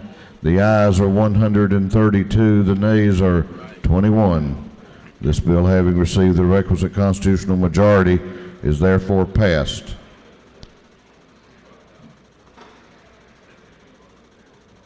We have an invite resolution that's now ready. We're going to interrupt the rules calendar momentarily to recognize a special Georgian. Chair recognizes for an invite resolution Representative Howard. Representative Howard.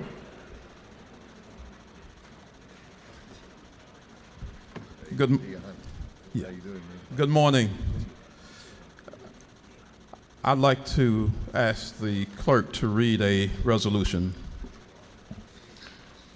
House Resolution 1588, Representative Howard of 121st and others, a resolution commending Dion Grant for his years of hard work and perseverance, recognize his outstanding contributions to the NFL with the New York Giants Super Bowl victory. Invite him to be recognized by this House of Representatives at a date and time to be determined by the Speaker of the House. We have with us today a very special young man, and I say that, I can say that with a lot of confidence because he is special.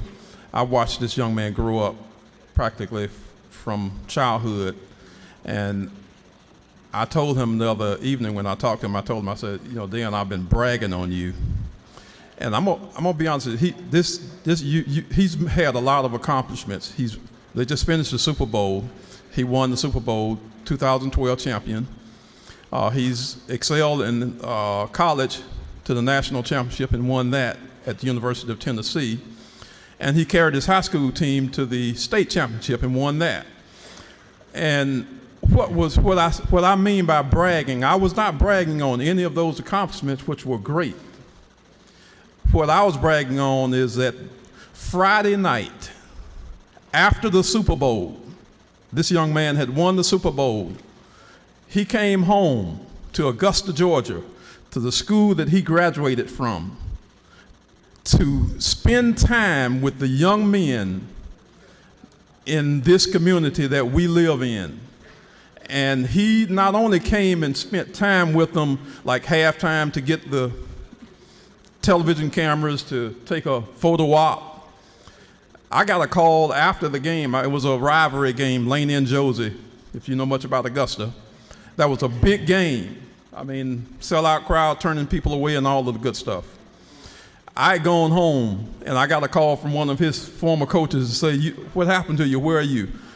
I went back over to the school at 11 o'clock that night, and the parents and the teachers and the coaches were feeding the young boys fish, and this young man was standing out there talking to these young men, giving them advice, telling them how to stay focused and stay in school. So I want you to, and I won't stop there. His beautiful mother is with us today. If she would stand. As well as other family members that are with him today. If you can acknowledge his family. And welcome to this Capitol to the Georgia representative, the House of Representatives, Mr. Dion Grant.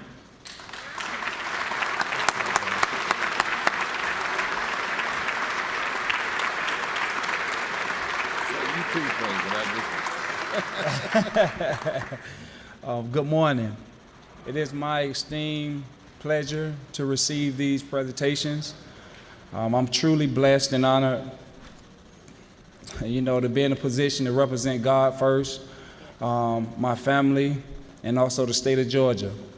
During this time of winning a state championship, a state title, a national title, and also the world title, being a native of Augusta, it truly brought me up in the Southern culture, the Southern hospitality. And now when I'm out, and it also taught me respect and honor. So now when I'm out in the world, and not just the country, but out in the world, I know that I'm representing the state of Georgia because of how I was raised by my moms and also what the state of Georgia have shown me. So I just like to say thank you again, and it's an honor to be represented by the House. Thank you.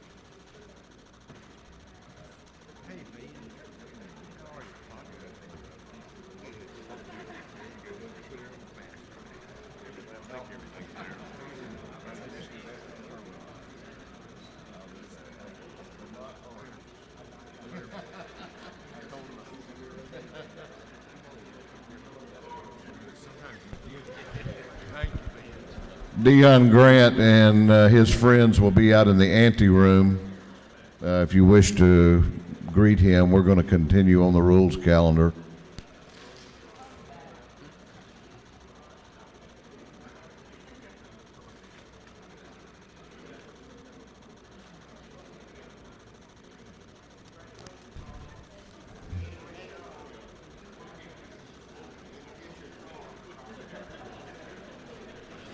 Clerk will read a caption to House Bill 795. House Bill 795. House Bill 795 by Representative Powell, the 29th. Bill will be entitled Amendment Title 40, related to motor vehicles and traffic, so as to modify definitions related to all-terrain vehicles, recreational off-highway vehicles, and off-road vehicles to make such definitions consistent with current industry standards and procedures. Bill having been for the House Committee on Motor Vehicles, the committee recommends that this bill do pass. The bill is being read today for the third time. Chair recognizes Representative Powell to present the bill. House will be in order. House will be in order. Representative Powell. Thank you, Mr. Speaker, and ladies and gentlemen. I bring to you this morning House Bill 795. This bill modifies the definitions of ATVs and off-road vehicles. This is an upgrade of the statutes that reflects the state of the manufacturing technology and how much has changed over the years. Back in the 80s and the 90s, I think the 90s were probably the last time that we had did any work on upgrading these definitions. And basically that's all this does. If you'll look through the bill, you'll see a change of definitions. Most of it was dealing with the height and the weight of these vehicles. It also gives a definition for an off-road vehicle. Previous to that, we'd always just called them all-terrain vehicles, and those were under the old standards, the old three-wheelers and things like that. Nothing in this bill changes any of the statutes about these vehicles being allowed on public roadways, and I would ask for your consideration for this bill and for the manufacturers in this state. You have no questions. Gentleman has yielded the well. Is there any objection to the previous question being ordered? The chair hears none. The previous question is ordered. Is there any objection to agreeing to the report of the committee, which was favorable to the passage of the bill? The chair hears none. The report of the committee is agreed to. Shall this bill now pass? All those in favor of the passage of House Bill 795 will vote aye. Those opposed will vote no, and the clerk will unlock the machines.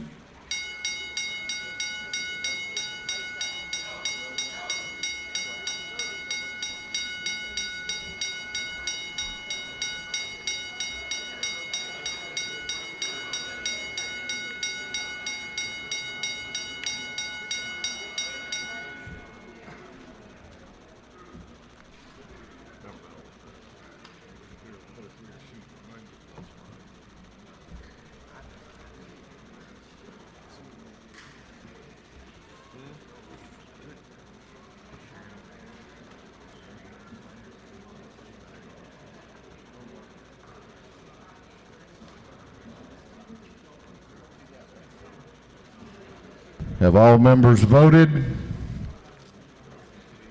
Have all members voted? If so, the clerk will lock the machines on the passage of House Bill 795. The ayes are 151, the nays are 0.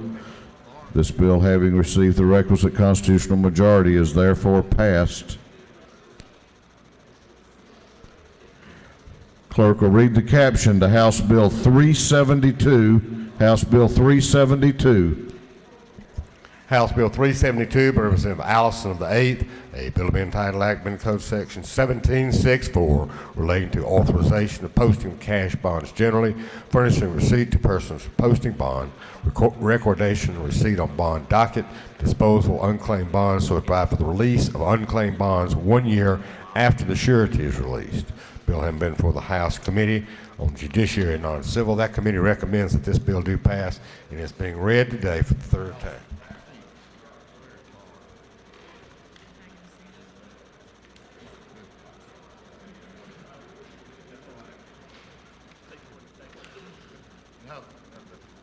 Chair recognizes Representative Allison to present the bill. Thank you, Mr. Speaker. Colleagues in the House, I bring before you today House Bill 372. This bill was a bill that came at a request of our Superior Court Clerks Association. To make this bill very simple, what this bill does is right now, when a person posts a cash bonds in one of our courts, to make sure he appears for his criminal trial proceedings. Once that case is dismissed, either by a null pros or dismissal from the prosecutor, or by him entering a plea, or by some other matter, right now under Georgia law, he has 7 years to come back and collect that cash bond. That has become overly burdensome for our Superior Court clerks to keep track of that money for 7 years. What most clerks will tell you if you talk to yours is the best address you will have on any particular defendant is the one they give at the time of arrest. Sometimes these folks move. The post office only forwards that mail for so long. So what the clerks are asking right now is that we reduce the time they have to hold on to this money from 7 years to 12 months. After the 12 months, it would be turned over to the general treasury of your local county. That's all this bill does. I'll be happy to answer any questions. You have a question, do you yield? I do. Chair recognizes Chairman Rogers to your right for a question. To the gentleman, yes, sir. Will you yield? Yes, sir.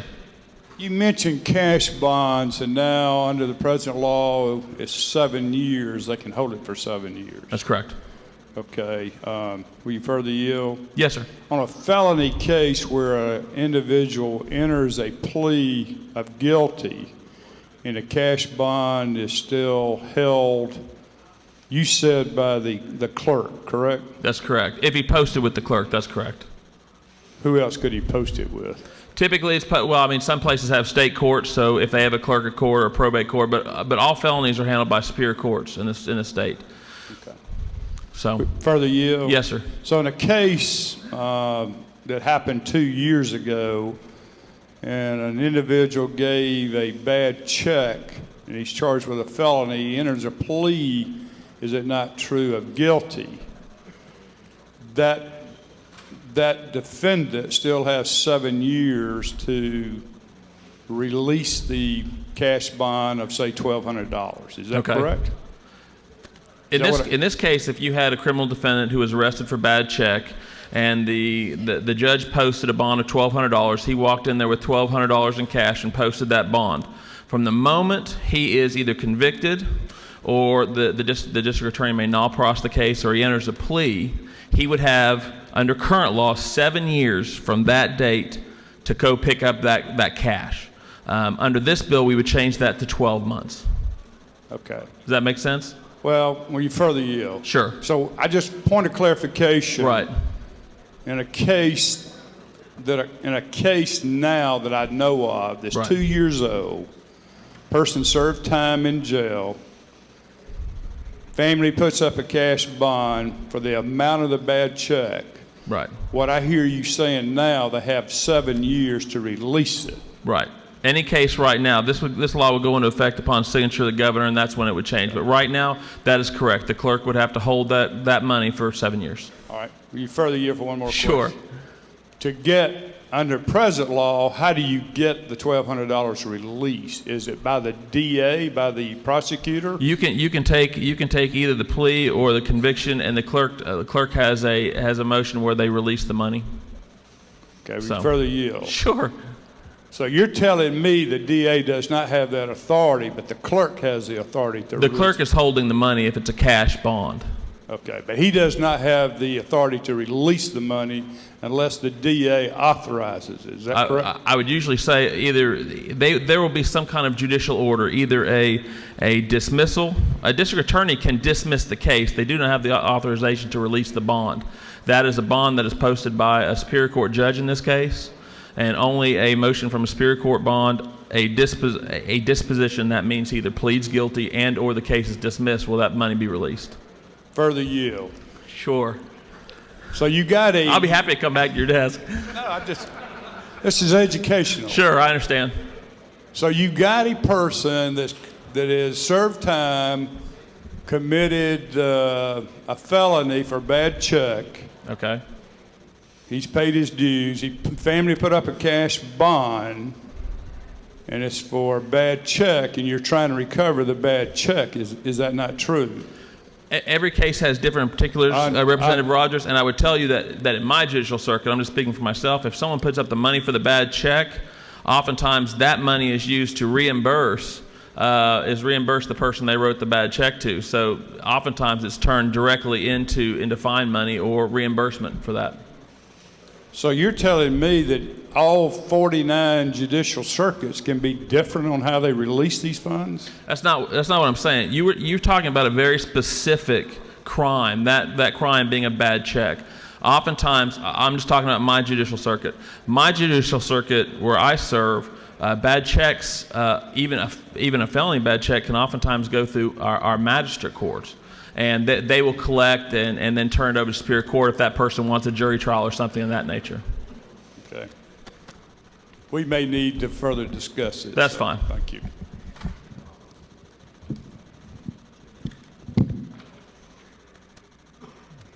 You have no further questions. Thank you, Mr. Speaker. I ask for your favorable consideration.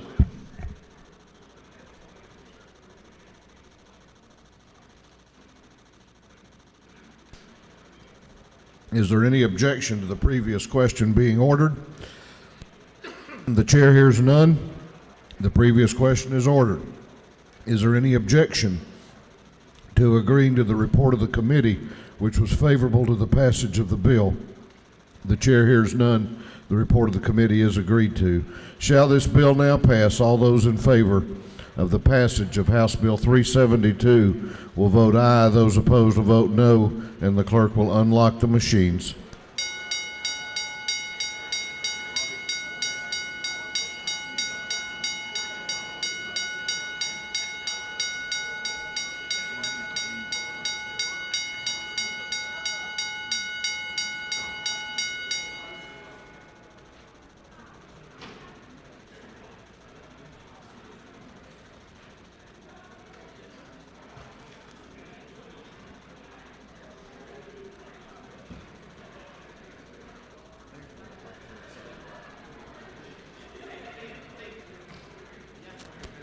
Have all members voted?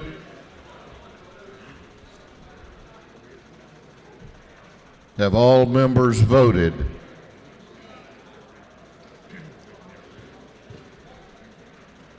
If so, the clerk will lock the machine on the passage of House Bill 372. The ayes are 133, the nays are 22. This bill, having received the requisite constitutional majority, is therefore passed.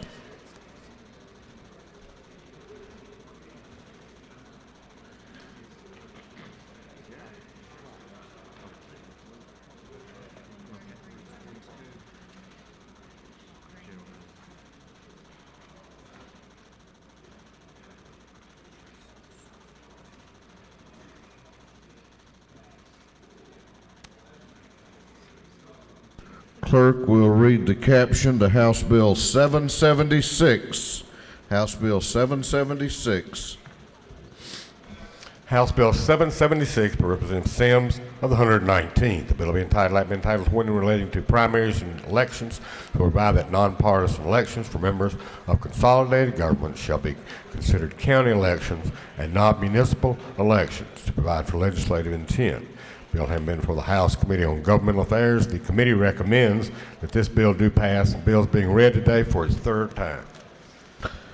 Chair recognizes Representative Sims to present the bill. Representative Sims, and I am advised before you begin, Representative, that the Rules Committee, pursuant to House Rule 33.3, has determined to limit debate to no longer than 90 minutes on this measure, time to be allocated at the discretion of the chair, and that will be divided equally between those supporting the measure and those opposing the measure. You may begin your time. Representative Sims. Thank you, Mr. Chairman. Thank you, Mr. Speaker. Pardon me. I'm bringing House Bill 776. This measure really just clarifies the legislation that we voted on last year, House Bill 158, which the General Assembly passed and the governor signed into law.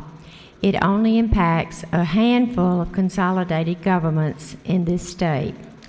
And to be clear, this measure has nothing to do with creating any nonpartisan held offices. It simply brings uniformity to all consolidated governments. Excuse me, I'm fine. That's what the bill does, and I would ask for your favorable consideration. I'll be happy to field any questions that may arise. You have a few. Okay. Chair recognizes Chairman Hamilton to your right for a question. Thank you, Mr. Speaker. Will the Southern lady from Augusta yield, please? I certainly will. Thank you. House Bill 158 came through the Governmental Affairs Committee last year. Is that not correct? That's correct. Is it not also correct that we had substantial meetings, including all the judiciary, the executive branch, the House, the Senate, and people from all over, affecting everybody, in gathering unanimous support of the various groups that it affected? Yes, sir, I believe we did. Would you further yield? Yes, I will. And that the explicit intention of this legislation, because of cost considerations to the local communities and because that sometimes lawyers running for judicial positions that get into a runoff in the general election have no or not adequate time for them to close down their law practice before they start. Is that not true? Yes, sir, that is true. And so the general intent was to take all of those things into consideration and to move all nonpartisan elections, let me repeat that, all nonpartisan, it does not create nonpartisan, but all nonpartisan elections, and move them from the general election to the primary election. Mr. Chairman, that is accurate. Can I ask one more follow-up question? Yes, you may.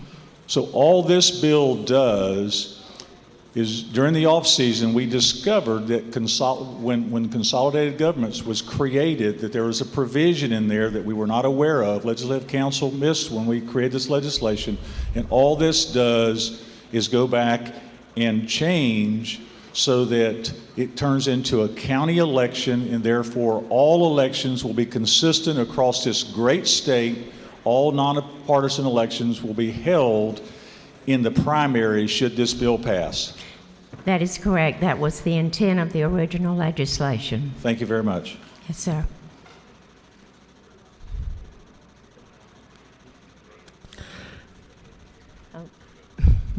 Chair recognizes, do you yield for a further question? Yes, I will.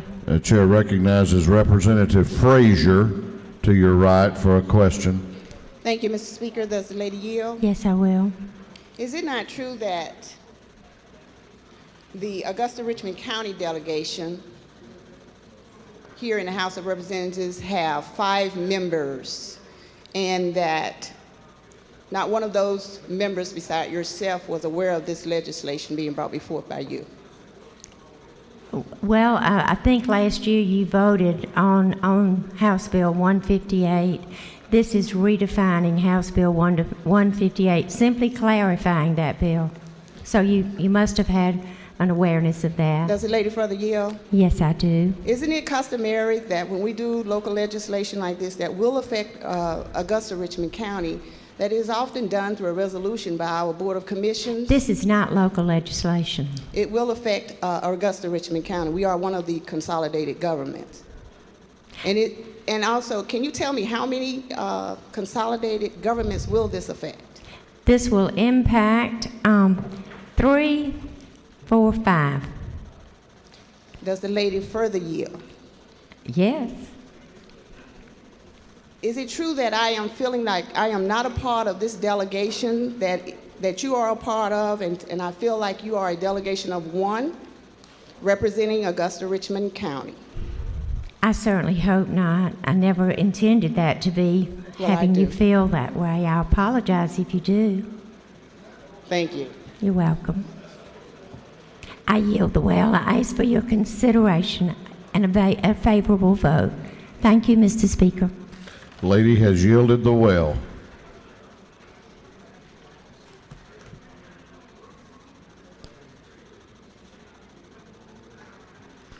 Okay, Chair recognizes, we have a few members who have signed up to speak. Representative Murphy to speak to the bill. Thank you, Mr. Speaker.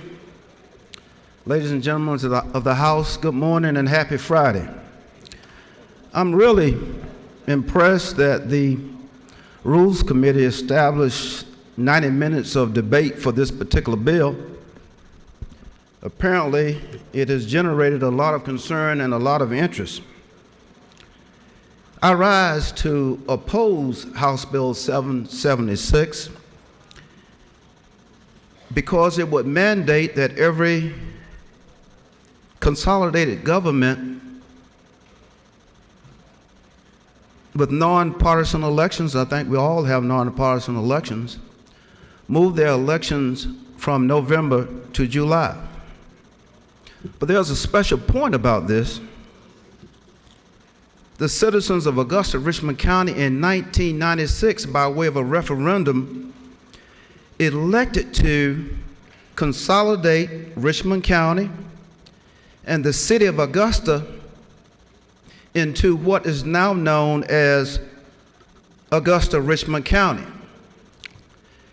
As a part of that referendum, the citizens, both Republican and Democrat, were given an opportunity to choose the form of government that they wanted as it relates to elections, which was the municipal form. And as most of you know, the municipal form would allow you to have your elections when? In November. Now, we've done a lot of things in this General Assembly. For the majority of the time, we've been on one accord, especially when it relates to local matters. This particular issue is happening to Augusta, Richmond County today. But don't forget that the pendulum swings both to and fro. Now, even though you probably feel, this doesn't affect me, this won't bother me, but it's something special about life. And this is no threat because we all are here to represent people. But we all have to be fair and honest about everything that we do here.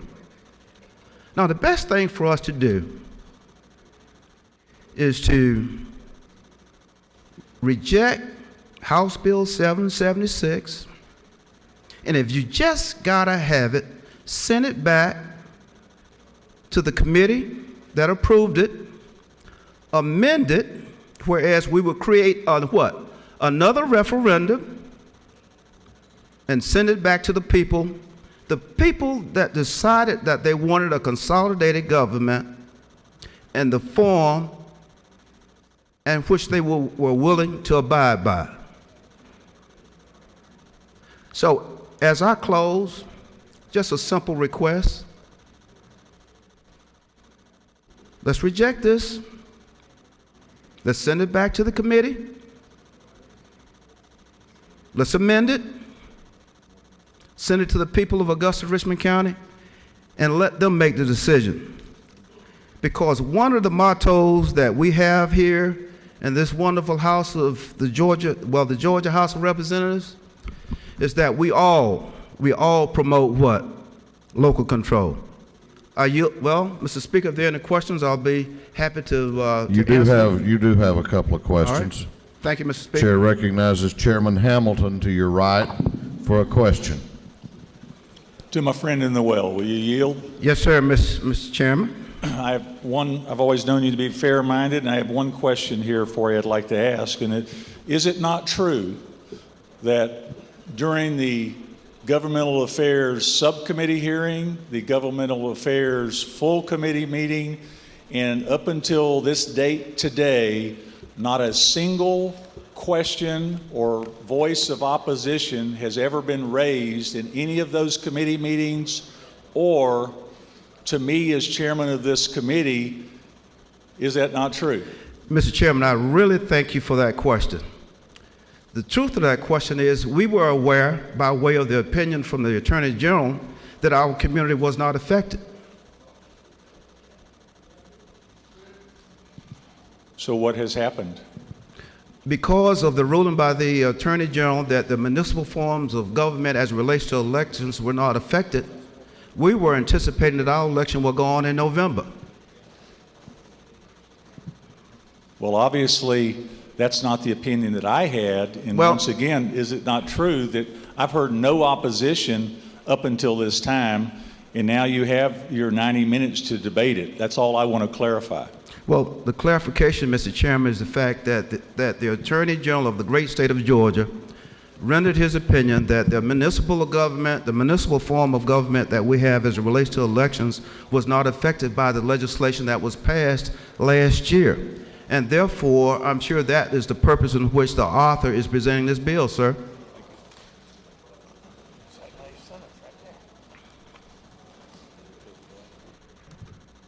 You yield for further questions? Yes, sir, Mr. Speaker. Chair recognizes Representative Smith to your left for a question. Does the gentleman yield? Yes, sir. Is it not true that the Augusta-Richmond County delegation of this House is comprised of 5 members? Yes, sir. Is it not true that this year, this General Assembly, this House, this austere body has fought to ensure that local members, I'm not talking about legislators, but local residents have the right to choose whichever form of voting they have and whichever form of governmental timelines they have via the election process? Is that not true? Yes, sir. I agree with you, sir. Is it not true that the chairman of this local delegation is Representative Wayne Howard? That is true. Is it not true that Representative Wayne Howard was not even given a courtesy call as to whether this legislation was coming down, which is typical among contemporaries? That is true. Is it not true that we all represent white, black, Republican, Democrat, male, female, young and old in all of Augusta-Richmond County? That is true, sir. And is it not also true that the Board of Elections chair stated that this would not really and truly save any money to move this from November to July? That is absolutely correct. And it is not true that as we, the members of this General Assembly, seek to ensure that all of our representative people in our districts have the opportunity to choose their representation and who represents them should at least have a voice? That is absolutely correct. And last but not least, is it not true that not one member of this delegation, save for my good friend Representative Barbara Sims, is the only signatory from Augusta-Richmond County that signed on to this? That is true, and to further clarify that, Representative Sims, well, first of all, Augusta-Richmond County has a population of approximately 200,000 citizens. We have 5 House members with, under the present configuration of about 45,000 citizens in each one of those districts. The sponsor of this bill, there's only one sponsor of this bill with any territory in Augusta-Richmond County. And that area only encompasses about 15,000 people. So you would say that one elected official is going to represent all 200,000 people. And unfortunately, ladies and gentlemen, regardless of where you live, that's totally not fair. Last question. Is it not true, sir, would the gentleman yield? Yes, sir. Is it not true that as we go forth, it is important that we understand and acknowledge the fact that we agree with our austere conservative friends that we need to give the people the right to choose who decides their quality of life and their initiatives, which is why we're elected? That is correct, sir. So therefore, is it not true that with one signatory from Augusta and the others not being from Augusta, we have effectively been taken out of the representation for all of the 200,000+ people of the city of Augusta, Georgia? That is correct. We ask that you consider this, and thank you, sir, for your time. Thank you. You have no further questions. Mr. Speaker, and to... I'm sorry. Looks like you do have some more questions. You do have more questions. The chair recognizes Representative Kidd to your left for a question. Thank you, Mr. Speaker. Gentleman yield. Yes, sir. Is it not true that this House member is very, very interested in nonpartisan elections? And is it not true that the Secretary of State of this state appointed a special committee to tour the state to get input from locals about changes of election laws? Is it not true that the Secretary of State had one of these meetings in Augusta? I'm sure the gentleman knows of which he speaks. Okay. And are you aware that there were citizens from Augusta who attended that meeting are in support of this piece of legislation, and that no one from Augusta attended that meeting in Augusta in opposition to what this bill is? I'm sure the gentleman thinks that what he speaks is correct. Thank you, and I urge everyone to support the legislation. Thank you. You have other questions. Do you yield? Yes, sir. Chair recognizes Representative Hurd to your left for a question. What the gentleman yield? Yes, sir. Is it not true that I've been drawn into somebody else's dog fight?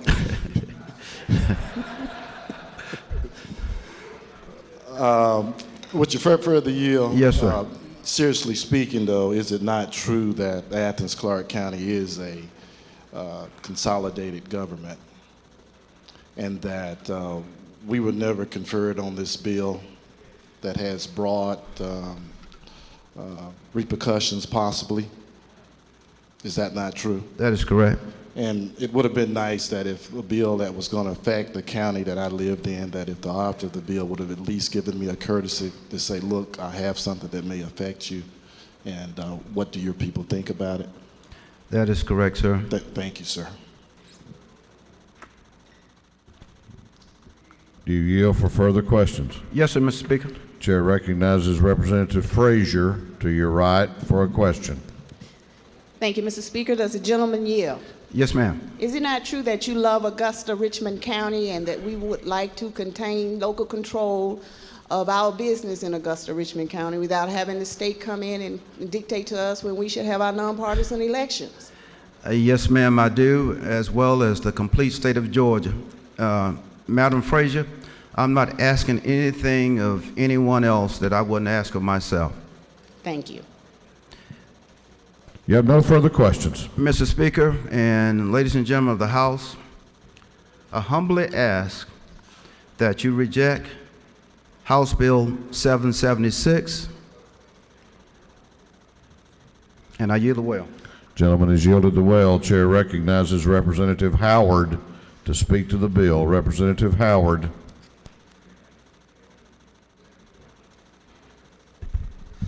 Thank you, Mr. Speaker.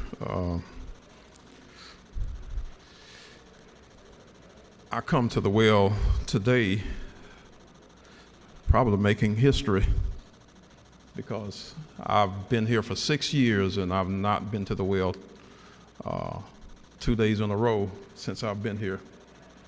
And that's not to say that I shouldn't or wouldn't or couldn't or won't. Obviously I will. This is pretty, but you know, I would only come to this well if something was pretty serious to me and the people that I believe that I represent, that I know I represent. And as I did yesterday, people that mean a lot in your life, mean a lot in what you do from day to day. And I come here not for a debate over Republican, Democrat, black, white issues. I just came here today as a person that I know within my heart and within what I do that I try to do the right thing, right things when it comes to people. And I'm sure that you do it, all of us are here to do the same thing. These things are pretty, when something becomes passionate to you, then it's hard to hold your seat and stay in your seat and not say, at least have something to say about it or let others know how you feel. By creating this legislation, Augusta, Richmond County is one of the only municipal consolidated governments. We consolidated back in 1995 1995, went into effect 1996. Columbus was the first one to consolidate, I think, back in 1976. And since then, I think we've had several more, probably about 6, all total, maybe 7. When we drew these charters, or when that was done, each one of those governments and those entities had the opportunity to create their charters the way they saw necessary for their particular counties. And that was carried through the process, through legislative process, through local legislation, and voted on by this body that was brought forward by the House rules during those particular eras. And we should have much respect for those things. Now, I think what is happening here, we voted on that bill last year, 158, and it was anticipated that that was going to affect judicial races more than it would county commission and other seats, other races. This legislation here actually digs into, and if you read it, it actually identifies municipal, which means it brings Augusta Richmond County into the fold, or into the legislation specifically, without calling our name. Columbus and some of the other consolidated governments are not municipals. Therefore, they are not really affected by this legislation. But Augusta Richmond County is, because it is a municipal form of government, and that was done in the charter. If we're going to change and specifically call out that county or this county, this place that we have a lot of pride in, and I have much respect for my colleague from the 119th, and I believe that she and I can work together and get this worked out and get it done, as well as the other members of this delegation.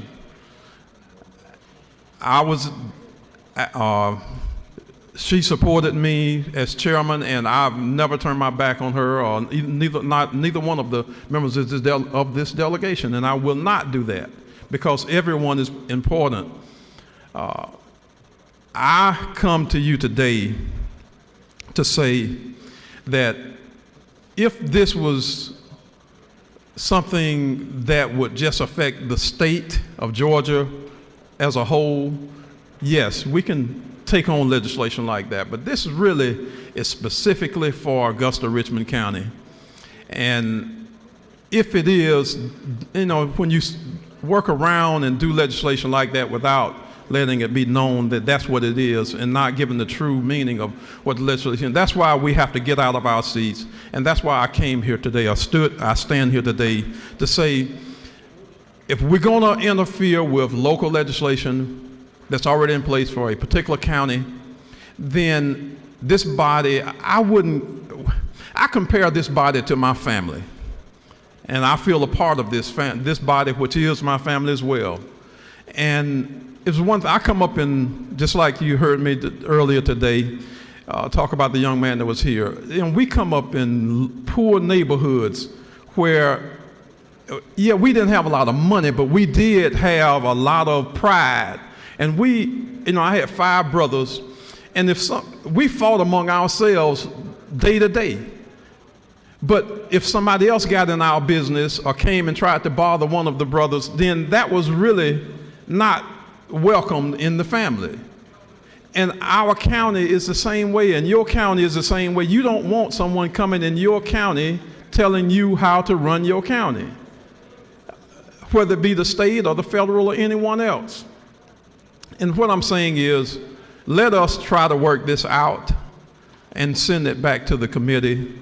I am open as chairman of this delegation to work with everyone in this body, on the House side as well as the Senate.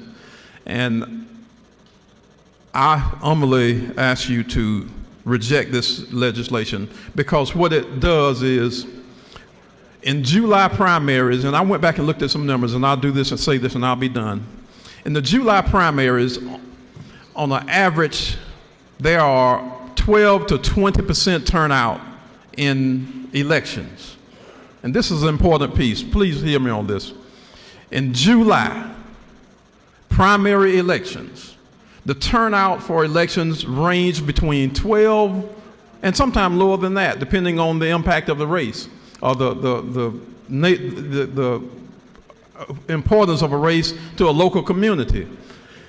But it tops off at the maximum of 25% turnout. November elections turnouts range between 48 to 70% turnout.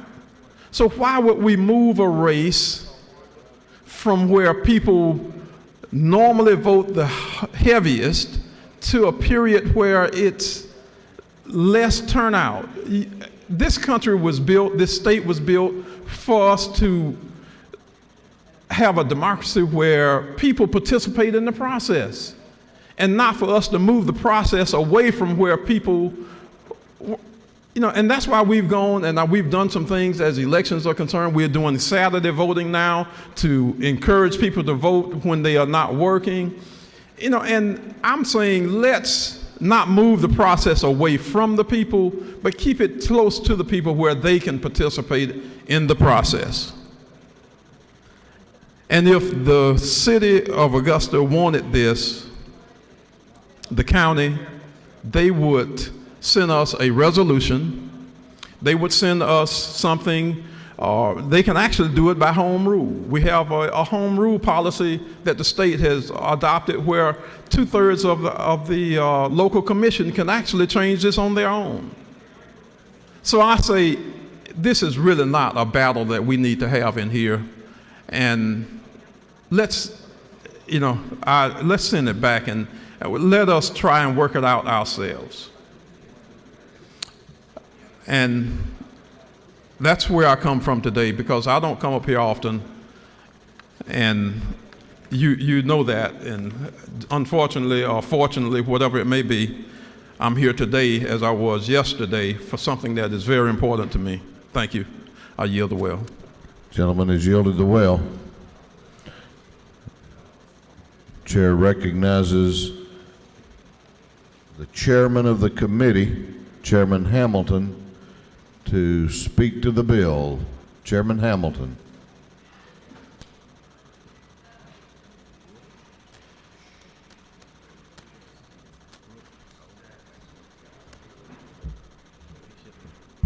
Thank you, Mr. Speaker. Ladies and gentlemen of the House, I find myself in a similar situation as I was a week or so ago, that I just want to talk a little bit about the process.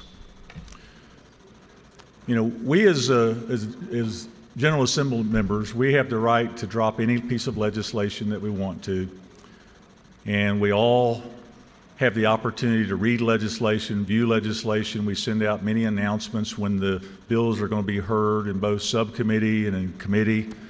Let me also say that I was one of 4 legislators that served on the Secretary of State's Election Advisory Council this past year. We went around to 5 different locations throughout the state of Georgia.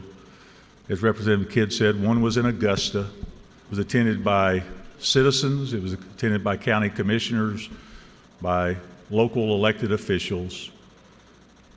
And throughout this entire process, I can speak to every one of you, and I heard nothing, not a word, about a concern with where we were.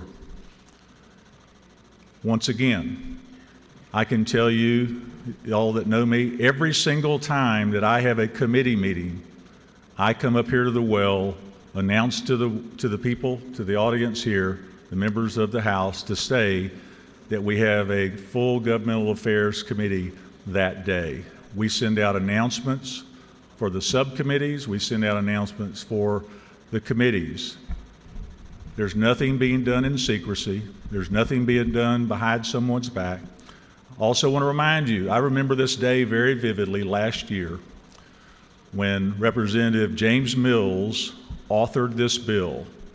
Matter of fact, Representative Butch Parrish had a very similar bill, And we looked at both of them, and we had to choose which one we thought, because both of those representatives were approached by their judicial group wanting to address this situation. I remember very vividly, down in the governor's conference room, there was myself, Representative Mills, the author of the bill. We had representatives of the executive branch. We had representatives of the Senate. We had representatives of the House. And we had also non-elected officials there to talk about this issue. The driving force behind this was simply two things, was to look at the cost of the elections as well as a transition time that in these types of elections, if they're held in November, then there ends up being not enough time if there's a runoff to transition into the January timeframe when typically these elected officials are going to take office. And based on this, after much discussion, after much dialogue and much open discussions, we passed this bill. And in fact, this bill got even additional attention last year when we did 158 because we'd made a clerical error in the processing of the bill, and so we had to bring it back even an additional time. So House Bill 158 actually had an additional opportunity for people to talk about it.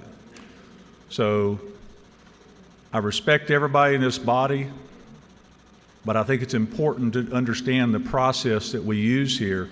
And sometimes we feel like winners and sometimes we feel like losers. This is a statewide bill. It does affect multiple consolidated governments around this great state. And so I just wanted everybody to understand the facts. People that know me, I hope you think I'm a facts-based person, and that's what happened. I know there's partisan issues, I know there's other issues, but it's important that we have that information. And I guess that leads me to my final comment. When we talk about partisan, we're talking about nonpartisan elections.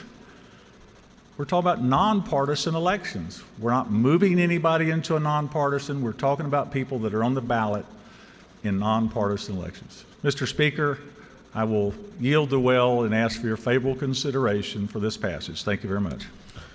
He had questions, but he has yielded the well. Chair recognizes to speak to the bill the Majority Leader of the House. He waives. That is all of the members that have signed up to speak. What purpose does Representative Williams rise? Parliamentary inquiry, Mr. State your inquiry. I did have a couple of questions for the author of the bill, but she left the well. I'm concerned about She's sitting right behind you if you want to go chat with her. All right. I was just concerned, Mr. Speaker, about local control. I was listening up there, and the gentleman was talking about so many members in his delegation.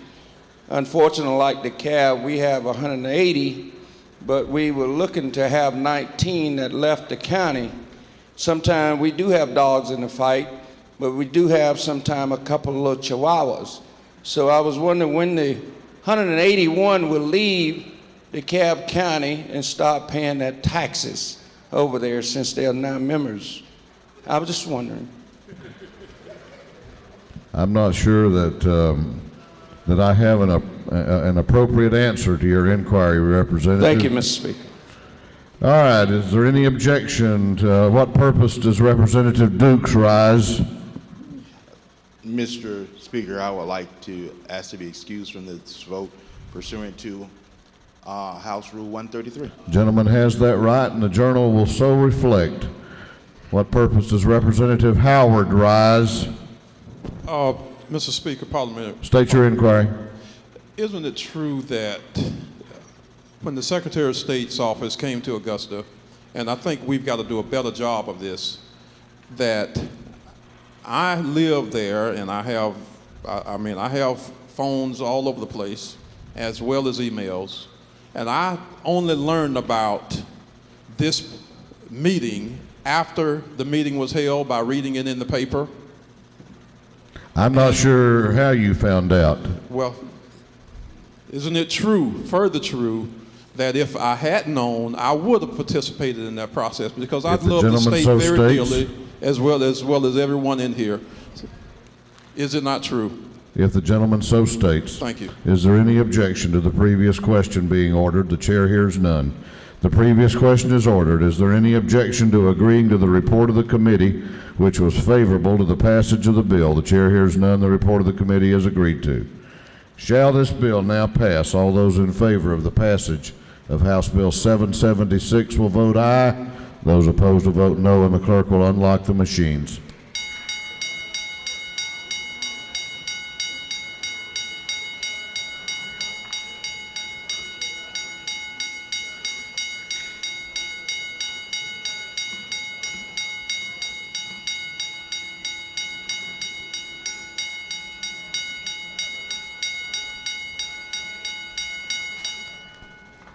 Have all members voted?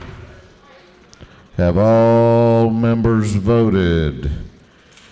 If so, the clerk will lock the machine on the passage of House Bill 776.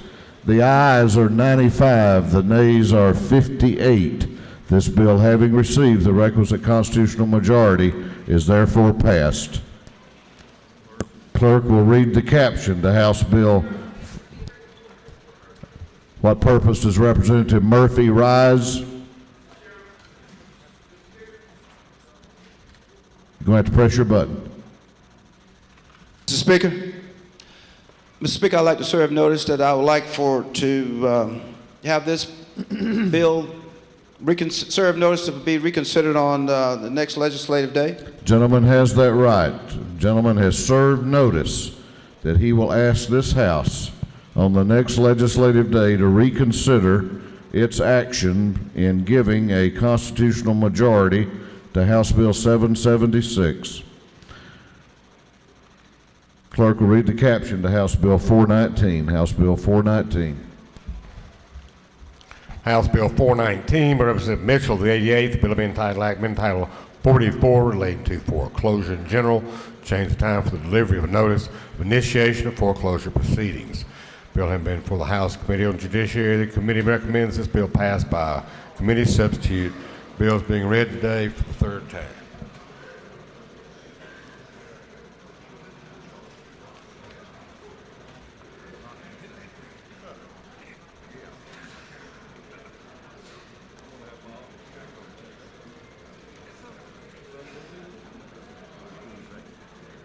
Chair recognizes Representative Mitchell. Just a minute, Representative. Members of the House, we are still on the rules calendar. We're still on the rules calendar. I'm going to ask you to take your seats, give attention to the member in the well. We are still taking up measures here. Chair recognizes Representative Mitchell.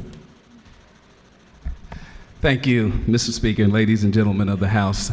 I present before you House Bill 419. I don't think that I have to make long mention to this body. The devastation of foreclosures to our community, to our constituents, to our tax bases in the communities that we represent. This bill will go a long way in abating what has become to be known as the foreclosure crisis. It will certainly help to abate that. What we don't enjoy in Georgia is a right to cure. That right giving a consumer the absolute right to pay their payments to bring their mortgage current. Once you are late in this state, you need the permission of the lender to make your get back on track with your mortgage. As a result of that, I don't have to remind you that with having difficulty contacting lenders, lost paperwork, and the other issues related to the debacle that has become to be known as the foreclosure crisis, this gives the consumer the absolute right to cure their default if they're willing to make the payments and the related fees. Now, to be fair, foreclosures not only devastate consumers, they not only devastate our communities, but they also devastate lenders. Well, this bill is a great remedy to that situation in that this will avoid some foreclosures. With your yes vote today, you will most certainly be helping some constituents in your district to stay in their homes. If there are no questions, Mr. Speaker, I'll yield. You have no questions. Thank you. Is there any objection to the previous question being ordered? The chair hears none. The previous question is ordered. Is there any objection to adopting the committee substitute? The chair hears none. The committee substitute is adopted. Is there any objection to agreeing to the report of the committee, which was favorable to the passage of the bill? The chair hears none. The report of the committee is agreed to. Shall this bill now pass? All those in favor of the passage of House Bill 419 will vote aye. Those opposed will vote no, and the clerk will unlock the machines.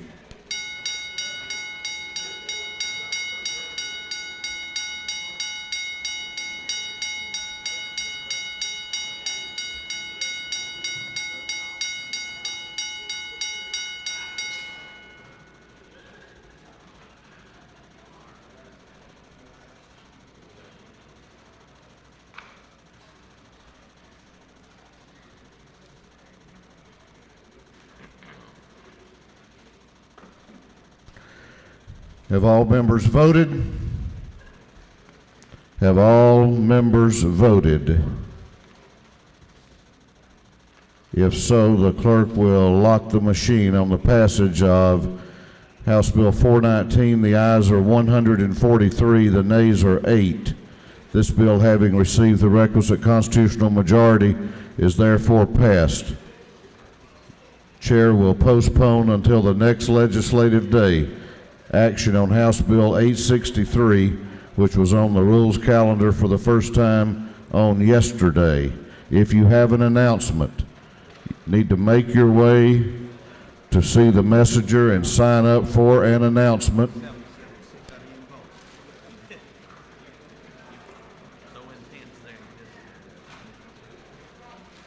Page photos will be taken at the rostrum immediately upon adjournment.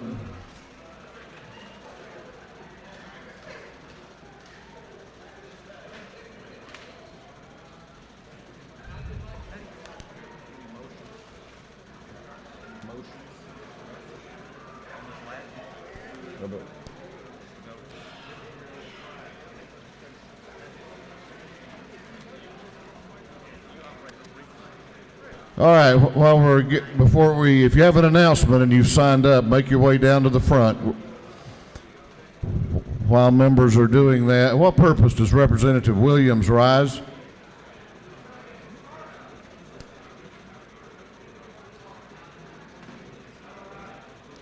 Waves. I hope you'll join with me in wishing a happy birthday on Sunday to the Chairman of the House Transportation Committee, Chairman Roberts. Happy birthday.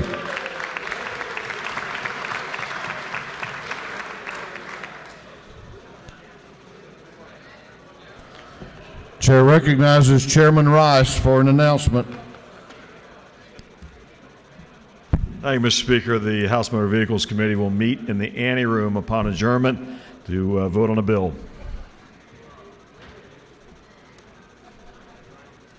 Chair recognizes Chairman Coleman for an announcement. Very important Education Committee meeting immediately after adjournment in 341's appropriation room, immediately after adjournment. Education. Chair recognizes Chairman Neal for an announcement. Thank you, Mr. Chairman. State Institution and Property will meet in 4:15 upon adjournment. State Institution and Property, 4:15 upon adjournment. That completes the announcements. Chair recognizes the Majority Leader of the House for a motion. Mr. Speaker, What purpose does Representative Donahue rise? hit the wrong button. I think we all have done that at some point in life. I never have. Chair recognizes the Majority Leader for a motion. Mr. Speaker, I now move this House stand in recess until 5 p.m. today at which time we shall adjourn until 10 a.m. Monday, February 27th, 2012. On the motion of the majority leader that this House be in recess until 5 o'clock p.m. today, at which time we would stand adjourned until Monday, February the 27th, 2012 at 10 o'clock a.m. All those in favor of the motion will say aye. Those opposed will say no. The ayes have it. This House will be in recess until 5 o'clock p.m., at which time we will be adjourned until Monday at 10 a.m.